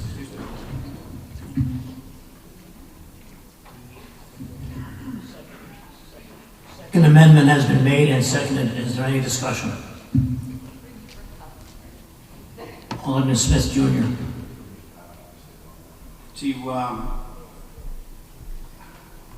I guess we're on the amendment to Alderman Lombardi's. So the subparagraph codification by ordinance is going to be eliminated in its entirety? Is that what? Here, Mr. Chairman, yes. Okay. All right. I'm very supportive of that because that section in particular, you know, this is the most objectionable thing of any of the stuff that's been in front of us here tonight, because it directs the ordinance committee to codify the use of these LPRs. And so I think it is extraordinarily important that this amendment pass, because otherwise this underlying resolution is a directive to the ordinance committee to codify whatever general order number 1.80 is. I don't even know what that is. But we're supposed to codify that, and the idea under this, I think, is to codify the LPRs. And for those of you who haven't been on the board, that earlier vote in favor of that earlier resolution, put your fingerprints on that. As I read this, these LPRs, I don't believe had ever been voted on by the Board of Aldermen. To my understanding, they have been operating in Milford for up to 8 years. And the Board of Aldermen never had a chance to talk about them or vote on them or hold public hearings on them. They just went up. What's with that? I don't know how they went up. I don't know when. Look, I've tried to be involved in my town as well. I've only been on this board for 3 years. I didn't know about LPRs. I didn't know we had them until this stuff all broke loose. But now I know, and when I see this, that means to me that these LPRs have never been authorized by this board. And if you vote against this amendment, you are putting your fingerprints on a dictate to pass an ordinance that on a post facto basis authorizes those LPRs. And there's no ordinance in place for that now. For me, this is extraordinarily important. I still don't know what General Order number 1.80 is, but this language would force us to codify that as an ordinance. I can't emphasize how important it is to pass this amendment because, man, that's just really, that's off the wall. So I encourage my colleagues to support this amendment.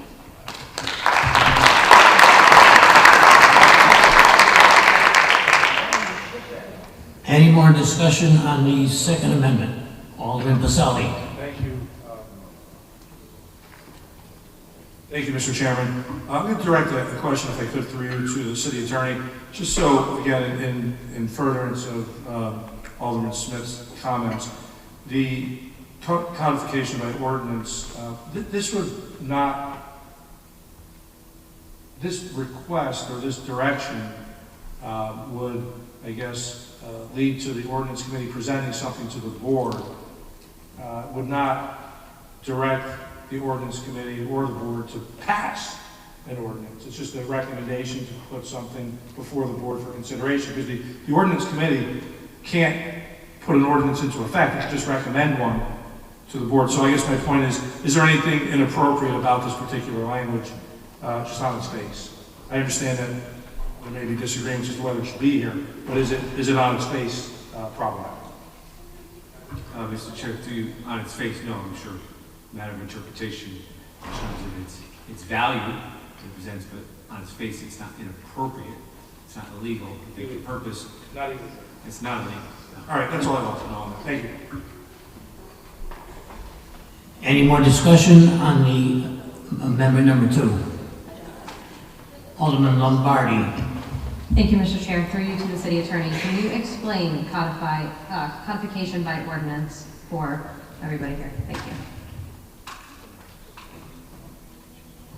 Mr. Chair, through you to Alderman Lombardi, I think that the spirit and intent of this paragraph is General Order 1.80, and the Chief is here, is the guardrails by policy that the police department use for the utilization of the LPRs.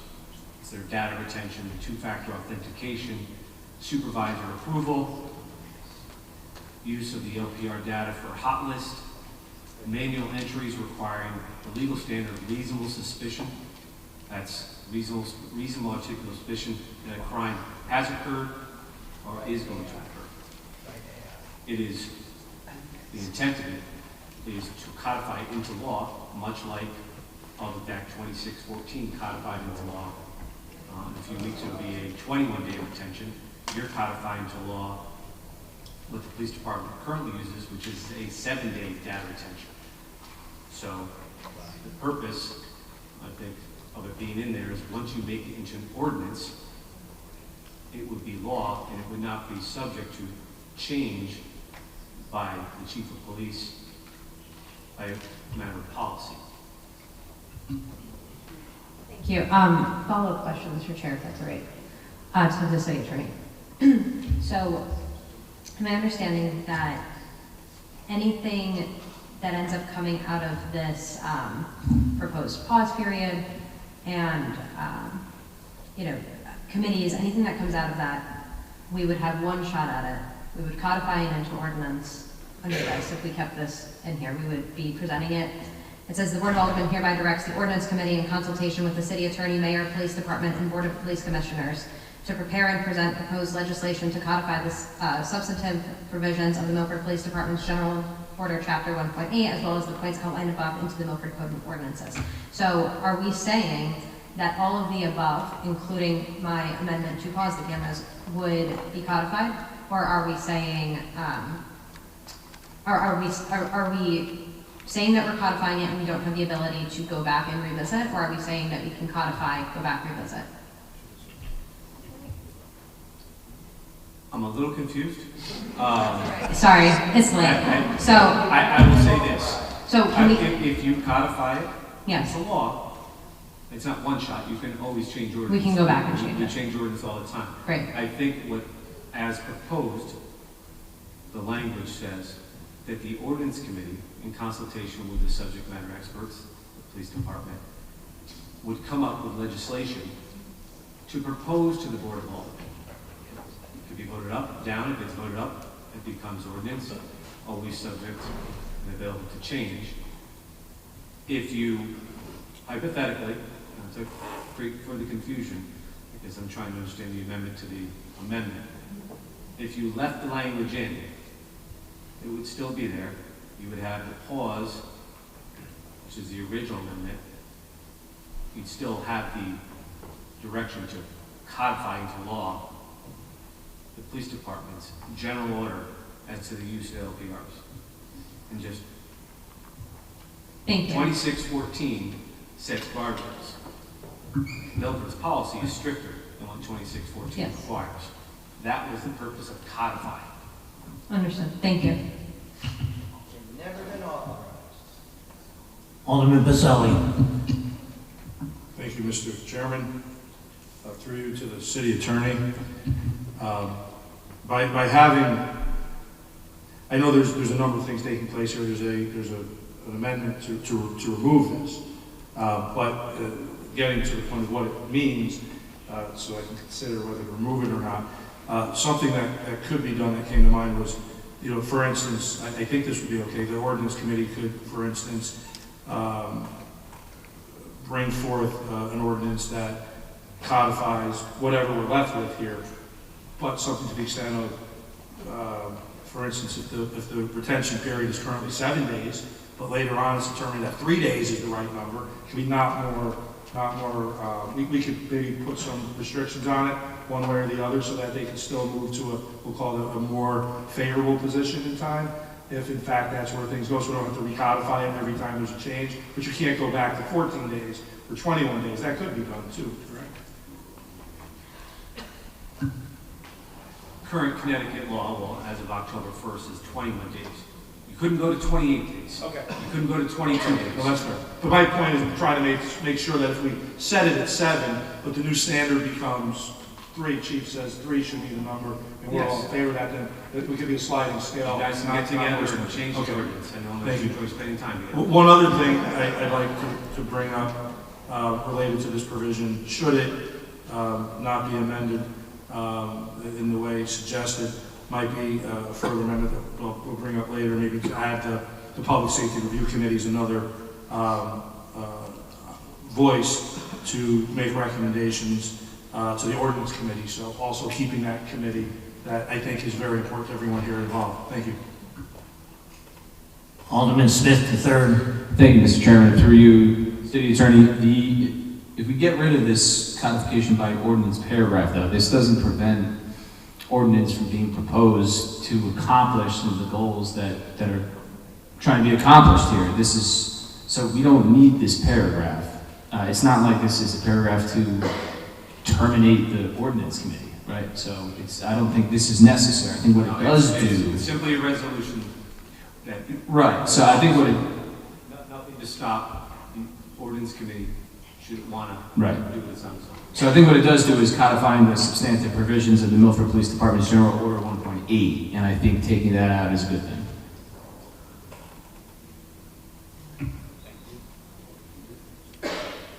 Alderman Federico. Thank you, Mr. Chairman. Through you, I'd just like to say, for me, this section here is a key part of this resolution. I think it's important because it's a resolution, but it signals an intention to codify what I'm reading, what I'm interpreting as the very strict standards that Milford PD places on data privacy and protections. I heard concerns, and I would be concerned if we had these policies and they were only subject to the decision of a police chief and his team, and we get a new police chief and all of a sudden they could change all the policies.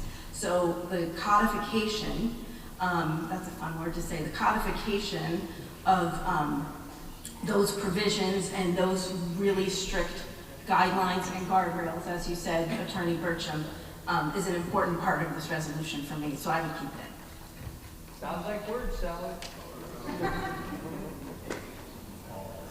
Alderman Smith Jr. Thank you, Mr. Chairman. I would just point out that this resolution directs the ordinance committee to do this. It's not discretionary. It's not if they feel like it. If they are directed to do this. So if we get rid of this, the ordinance committee is free to do the right thing whenever it wants. We can take it up at the next ordinance committee meeting. We don't need this paragraph. And by the way, this paragraph in this resolution, frankly, this was sprung on us yesterday afternoon by the good mayor. We've had no time to go through this. Has anybody on this board read General Order 1.80? One person. That's great. And the rest of you should not be voting to codify this section if you haven't read the section. I'm sorry. I am shocked because that chapter is ALPRs. I have spent 3 weeks doing my research. I have read every legislation out there. I have read everything in the city of Milford. I have read everything in the state of Connecticut. And so for the fact that nobody thinks that they have read this or nobody has read that is very surprising. Sorry, nobody else. I am very surprised at that. Maybe that's why my proposals are very thoughtful and legal, and I can't wait till we get to them. If you feel shame, you should. You should be ashamed. Alderman Smith Jr., you done? You still Yes, Mr. Yeah, you done, okay. Any more discussion on the Second Amendment? Alderman Healy. Thank you, Mr. Chairman. I agree with Alderman Federico in reference to the codification. And the word directs could be changed to be referred to the ordinance committee.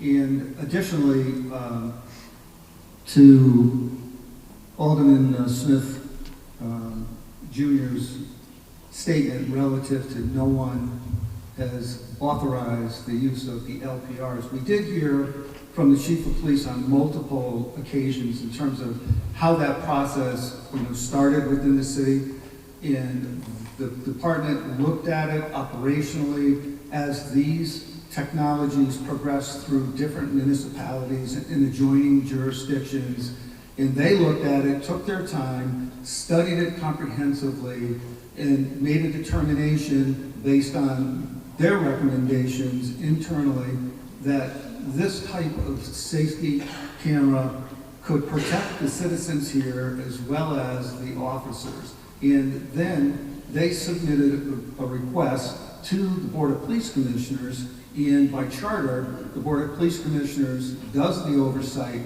by charter of the police department, and then that recommendation went forward and they were able to. The difference is, when you're talking about the traffic cameras, there is a specific statute that said that 14307C that states that those cameras have to be approved by the legislative body for the municipality. The LPRs, there's no state statute that regulates those specifically.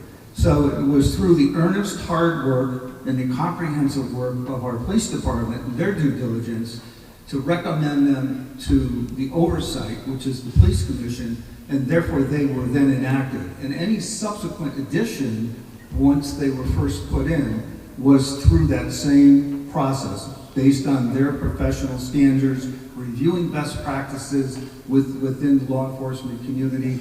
And when we sat at the seminar that the chief invited elected public officials to, that was a training session for all municipal police officers that signed up for it, and there were so many chiefs from so many different departments and elected officials.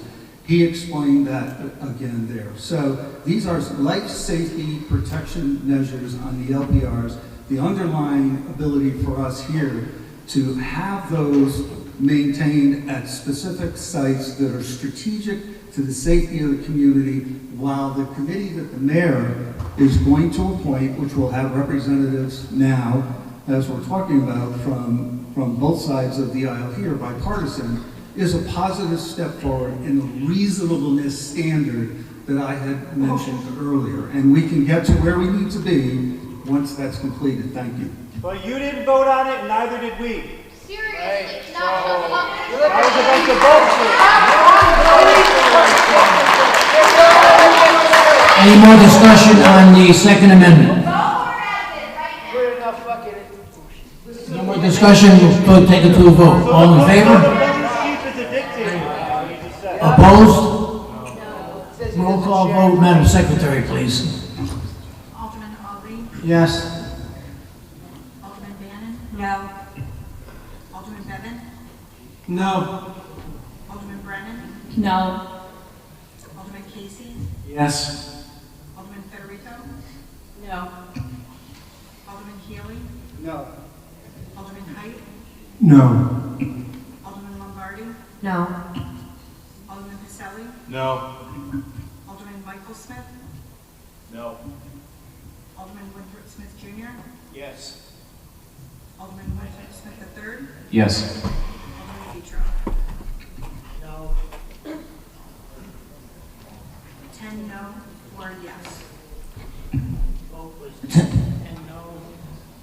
4 yes. The Second Amendment fails. Back on the amendment number 1. Any more discussion on the amendment number 1? Can we have a refresher? Can we have it repeated, please, Mr. Chair? Can we have the amendment number 1 repeated? Yes, so under line item 4B, by striking the section, reduction of fixed ALPRs and replacing it with the following. Moratorium on fixed ALPRs, the police department shall temporarily suspend the operation and use of all fixed or stationary ALPRs within the city of Milford, pending further review of the city's ALPR program. This moratorium shall not apply to mobile ALPRs installed on or operated from Milford Police Department vehicles. The moratorium shall not require the deactivation of cameras used at or for the protection of Milford Public Schools, provided that such cameras are not being used as fixed ALPRs to continuously collect or retain license plate data from the general public. No fixed or stationary ALPR shall be reactivated, and no additional fixed or stationary ALPR shall be installed or activated without further action of the Board of Aldermen. Alderman Smith Jr. Thank you, Mr. Chairman. To the proponent of the amendment, I think this is an improvement, but it says pending further review. By whom would that review be conducted? It would be through the Board of Aldermen, without further action of the Board of Aldermen. So the review would be done by the Board of Aldermen? Correct. Thank you, Mr. Chairman. Any more discussion on the amendment number 1? Alderman Healy. The purview by charter is not the Board of Aldermen when it comes to public safety related. It is the police commission. So that's a failure on that motion in itself. But I'd be voting no. Any more discussion on the amendment number 1? Alderman Smith III. Thank you, Mr. Chairman. Through you, I do appreciate Alderman Lombardi's language here. I find it mildly amusing. I incorporated the same exact language into my resolution. Sounds like it's good now, but I think it does help to address the LPRs in Milford. The problem is that it's temporary suspension. And again, I know I'm just talking about this ad nauseum now, but my resolution fully addressed, I think, what the residents of Milford want, which is termination. Period. End of story.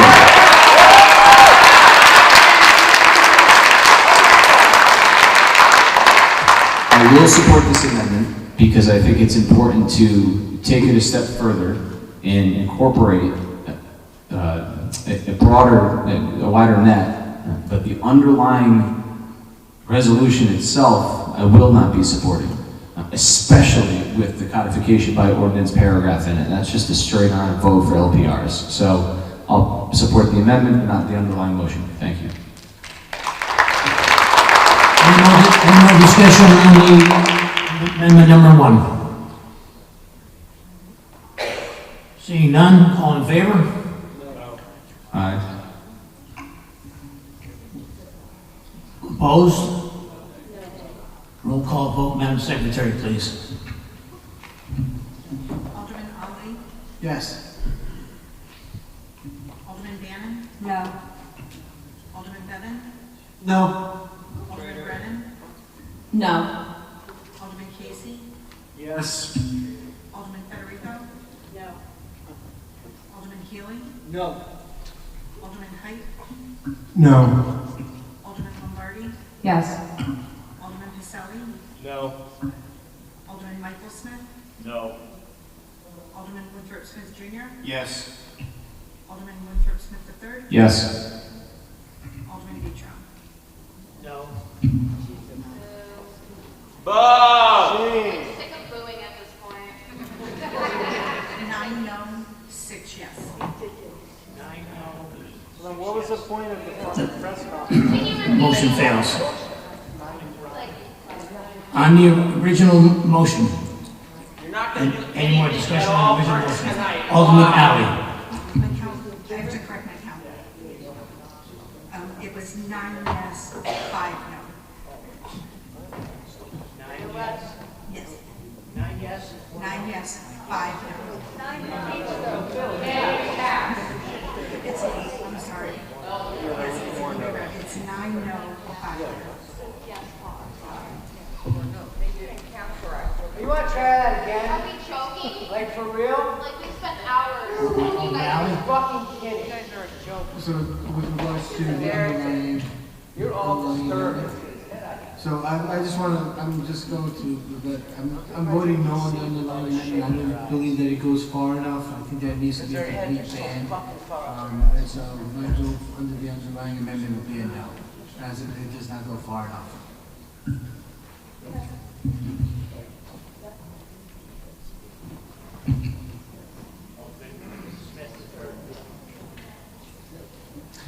Through you, Mr. Chairman, I'm very upset and saddened by the whole process. I mean, there's an attempt from Alderman Lombardi to work in a bipartisan fashion to minimally extend this out. And we're ready to work with that. And I just, it's clear some of the aldermen just aren't listening to the residents of Milford. They're just not. So I hope in the future when we propose further resolutions, we can get it right. Thank you, Mr. Chairman. Any more discussion on the original? Any more discussion on the original motion? Alderman Brennan. To confirm, this is original motion on 4B. I'd like to propose an amendment to it. Good.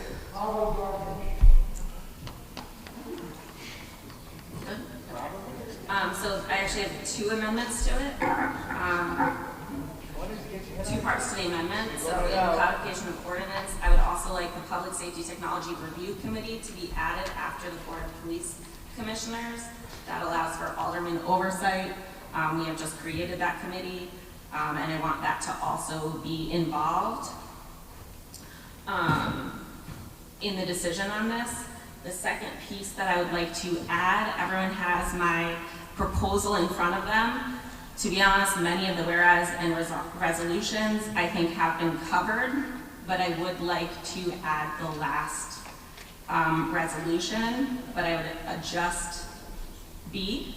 So it would be further resolved that the technology, the last 2, because I want the Technology Review Committee shall conduct a semi-annual review of the program and report its findings, including the status of items listed in Exhibit B to the Board of Aldermen, not less than twice per calendar year. And then also that the Technology Review Committee membership is to be confirmed at the September 14th, 2026 meeting and shall be composed of, at minimum, a member of the police team appointed by the Chief of Police, 3 members of the community, 2 members of the Board of Aldermen, which I believe is already on it, and that's what I have as my amendment.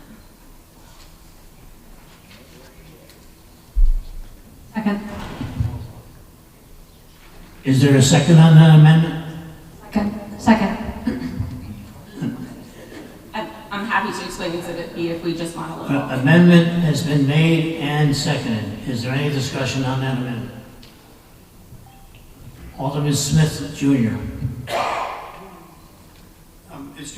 Mr. Chairman, this 3-page proposal was here on our desk tonight when we got here.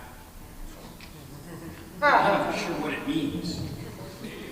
And I don't think a technology. I don't know that a technology review committee is a good idea. Fucking useless! Like that. Even if I had the time to go through it, I might not like it, but having it dropped in front of us, 3 pages long, single-spaced, and I can't, I don't know what it does. I frankly, maybe it's a good proposal. I'd like to move to table this and give us all a chance to think about it and talk on it and analyze it. So I would move to table this proposal. Table the amendment? Table the amendment. Second.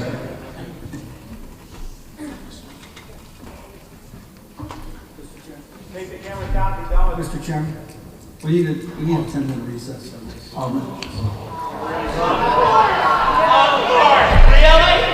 Recess.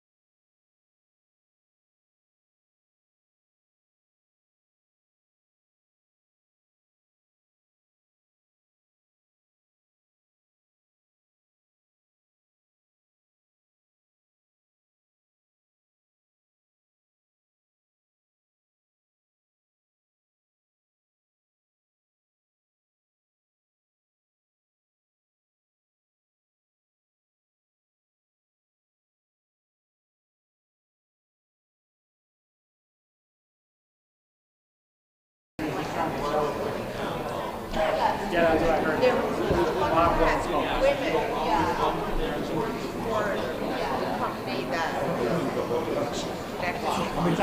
Alderman Smith, Thank you, Mr. Chairman. I would withdraw my motion.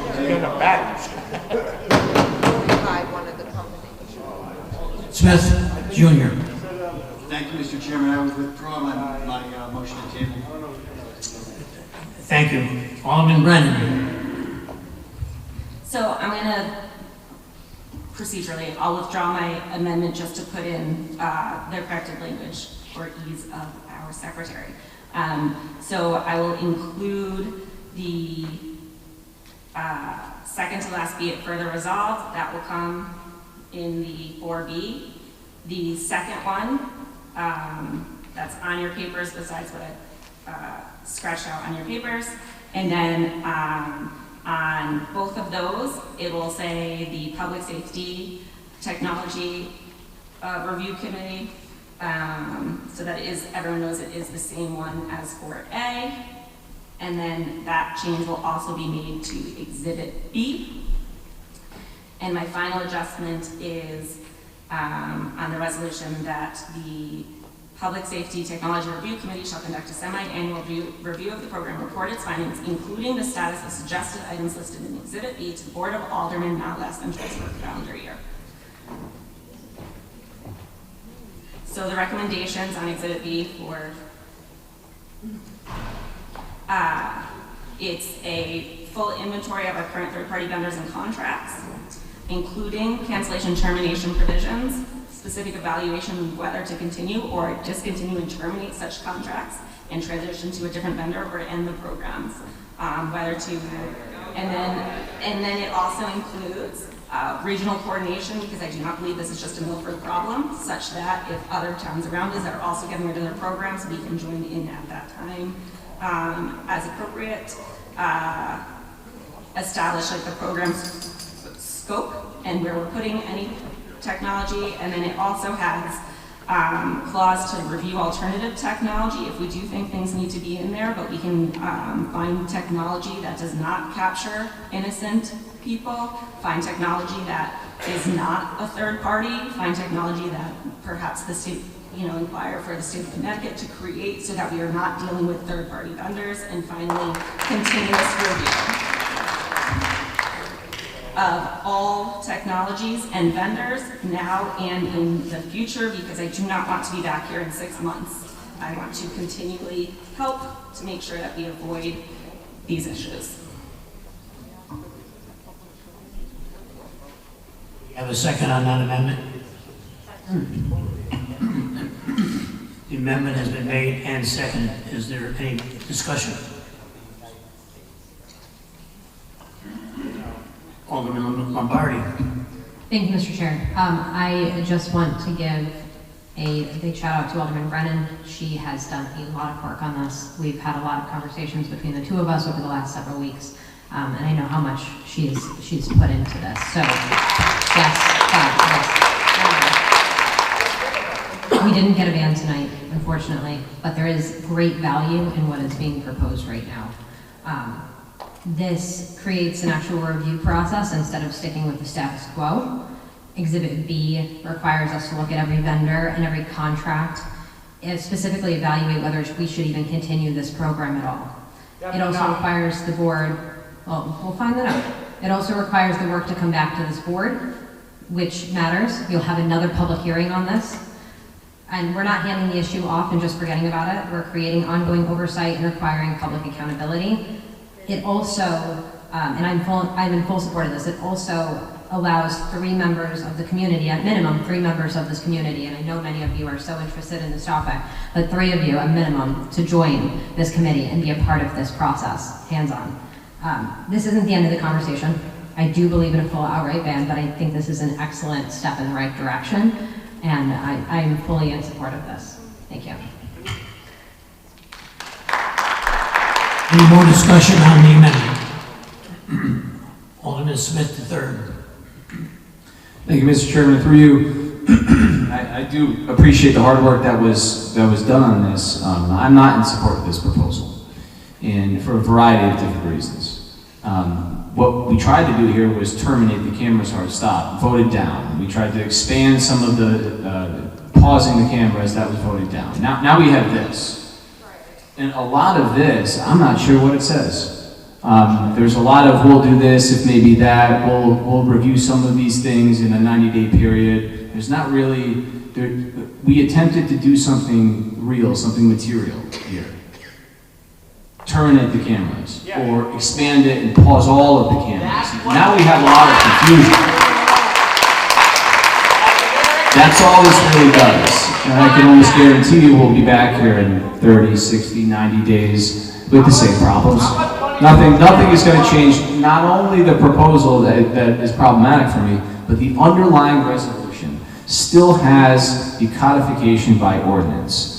To take that out was voted down. That is a straight on vote for ALPRs, hard stop on that. So there are a variety of issues with not only the proposal and the underlying resolution as amended. I will not be supporting either, because the support of those is a support for ALPRs. Thank you.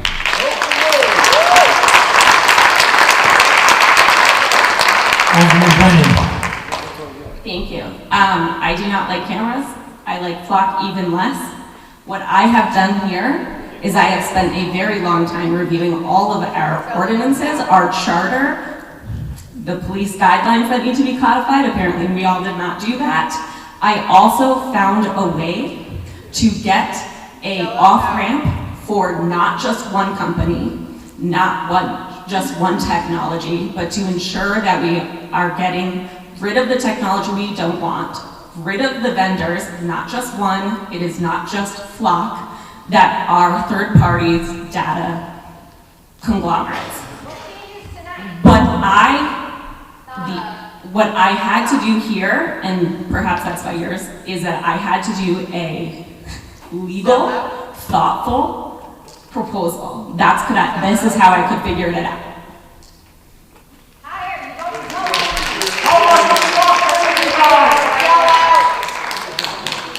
Alderman Smith Jr. Thank you, Mr. Chairman. On this proposal, amendment by Alderman Brennan, we're setting up another committee, the mayors have got a committee. I mean, this whole thing has become so complicated that nobody's really sure how we're going. If we had just done the right thing 2.5 hours ago and stopped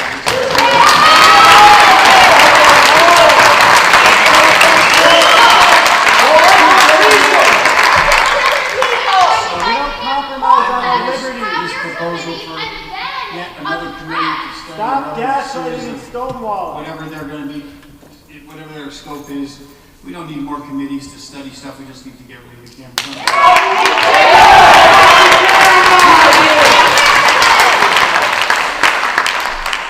They've been abused by Alderman many Lombardi. police departments over the whole country. Thank you, Mr. Chair. I do just want to point out that by voting no on Alderman Brennan's amendment here, we would be voting no to you all being involved in this process. We would be voting no on you being a part of this. I want to take them down. I'm trying. I don't want another recess, guys. Order in the auditorium, please. I don't want another recess, guys. Anyway.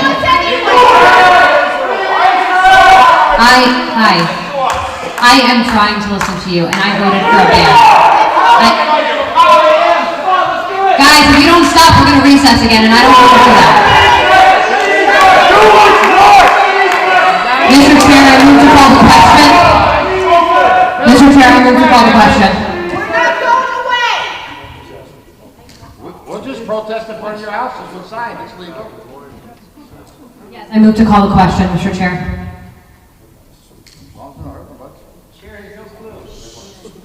Where's the script? Alderman Ely. Somebody tell them what to do. Thank you. They're going to Thank text you, them the Mr. guy that's Chairman. paying them. Through you, again, it's been a long night in the process that we're going through. I support Alderman Brennan, and what I'm going to say is that we we, the Board of Aldermen, and collectively I have worked diligently, as well as other members of the board, to research, understand, comprehend, listen to the police department, listen respectfully at multiple stations to you folks, and provided information to the mayor's office. So there's no I here.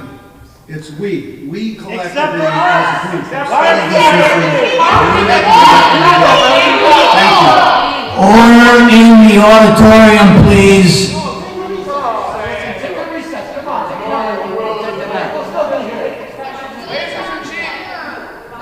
Any more discussion on the amendment? Hearing none, all in favor? No. Opposed? Roll call vote, Madam Secretary, please. Alderman Ollie? No. Alderman Bannon? Yes. Alderman Bevan? Yes. Alderman Brennan? Yes. Alderman Casey? Unbelievable. No. Alderman Federico? Yes. Alderman Keeley? That would be yes. Alderman Height? Yes. Alderman Lombardi? Yes. Alderman Waste of Vasselli? time and money. Yes. Alderman Michael Smith? Yes. Alderman Winthrop Smith Jr.? No. Alderman Winthrop Smith III? No. Alderman Vitro? Yes. Yes to what, Bill? Who do you represent? Not us. 10 yes, 4 no. There's 10 yes, 4 no. Pretty good. The motion passes.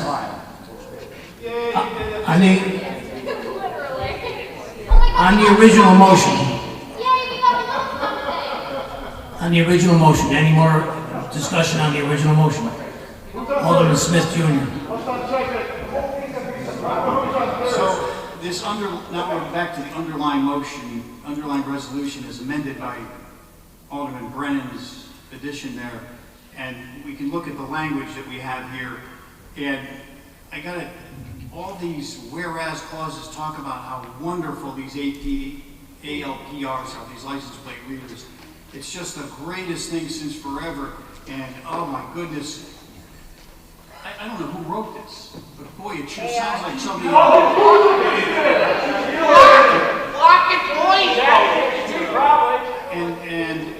And it's got this discussion in here about reducing the number of fixed APR networks so that they're deployed solely at points of entry into Milford. That means there's some operating already in the city that are not at points of entry. You know, I've discovered during this process we have 91 cameras scattered throughout Milford. That's the number I've heard thrown around. That's all the cameras, not just the LPRs. It seems like this stuff has gotten away from everybody. I mean, it's just, you're going to vote for the first time, like I said, these LPRs haven't been voted on by the aldermen ever. And now you're going to vote for it. And now you're going to authorize it. And now you're going to own all of this. And this thing about the 7-day retention of data, I mean, it sounds nice, but you know, there's exceptions in here that can swallow the rule. It says, unless the information is retained under other circumstances expressly authorized by law in the city's ALPR ordinance. I don't even know what these exceptions stand for. And You don't either. What do you stand for? Sections are, that section about the codification into ordinance really rankles me because it directs the ordinance committee to adopt all this stuff. What does it mean? Not just general order number 1.8, which one alderman has read but nobody else has read, but we're going to direct that it be codified by the ordinance committee.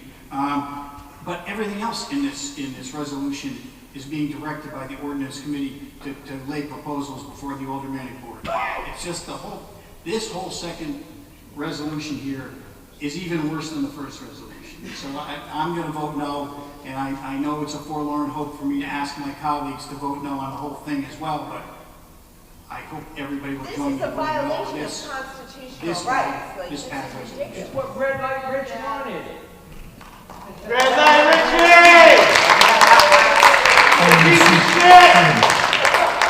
Thank you, Mr. Chairman, through you. I won't make the same point I made when I spoke to the underlying motion at the time we were voting on the amendment, but what I will say is these reductions in fixed APLRs, it sounds good when you hear that. It's what we want, right? We want a reduction. When you read it, it's very different. And I know when the mayor had his press conference, it was reduction of points of entry in the city like off 95 and 15. And I said, okay, well that's a step in the right direction. When you read this, it is the Milford Police Department should reduce the fixed APLRs that are deployed solely at points of entry into the city of Milford. That is not just 95. That is not just Route 15. There are a variety of different points of entry into the city. There's New Haven Avenue, there's North Street, there's West River Street, there's the Stratford Bridge, there are a whole bunch of them. And so, you know, the problem here is that it's almost like doing something but doing nothing, almost. And it's just with all the other issues that I pointed out, there was a very easy fix that I had proposed almost 3 hours ago. That was the fix. This is not it. So I won't be supporting.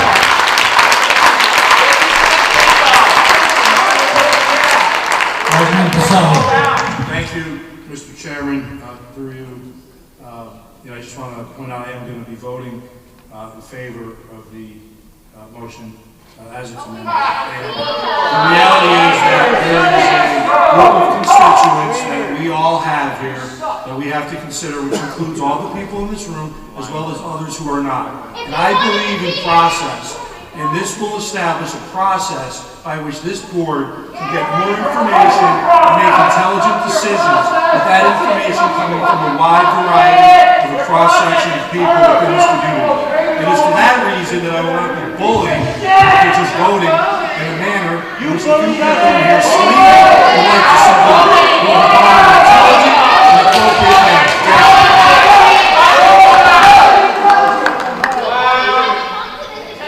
Any more discussion on the original motion?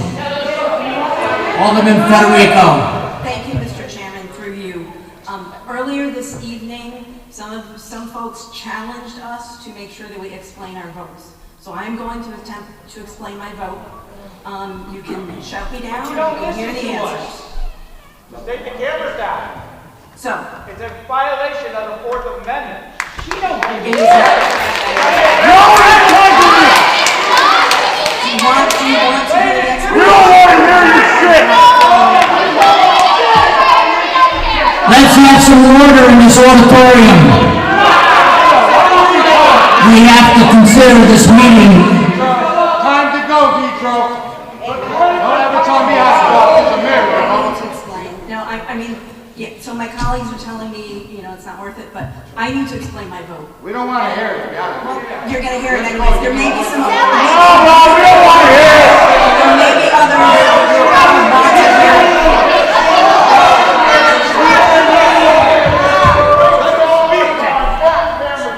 So, I've been listening to all of you.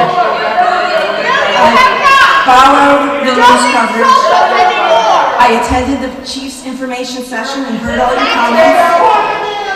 I've spent a lot of time reading all of your posts and comments on the Default Milford group on social media. I wanted to hear your concerns. There is nothing going in my pocket, by the way.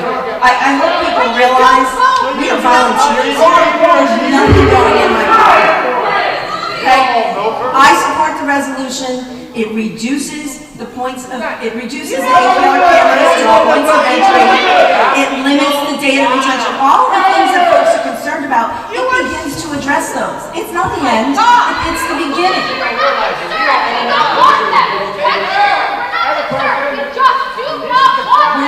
We're not answering questions. It's not how this works. I am giving my explanation for my vote.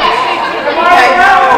For those of you who say that the cameras don't prevent crime, because they're primarily used after a crime occurs, I have to disagree.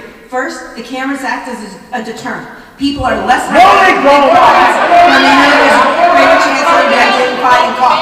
Second, when criminals are identified, arrested and prosecuted, they are no longer free to commit their next crime. Future crimes are prevented. Period.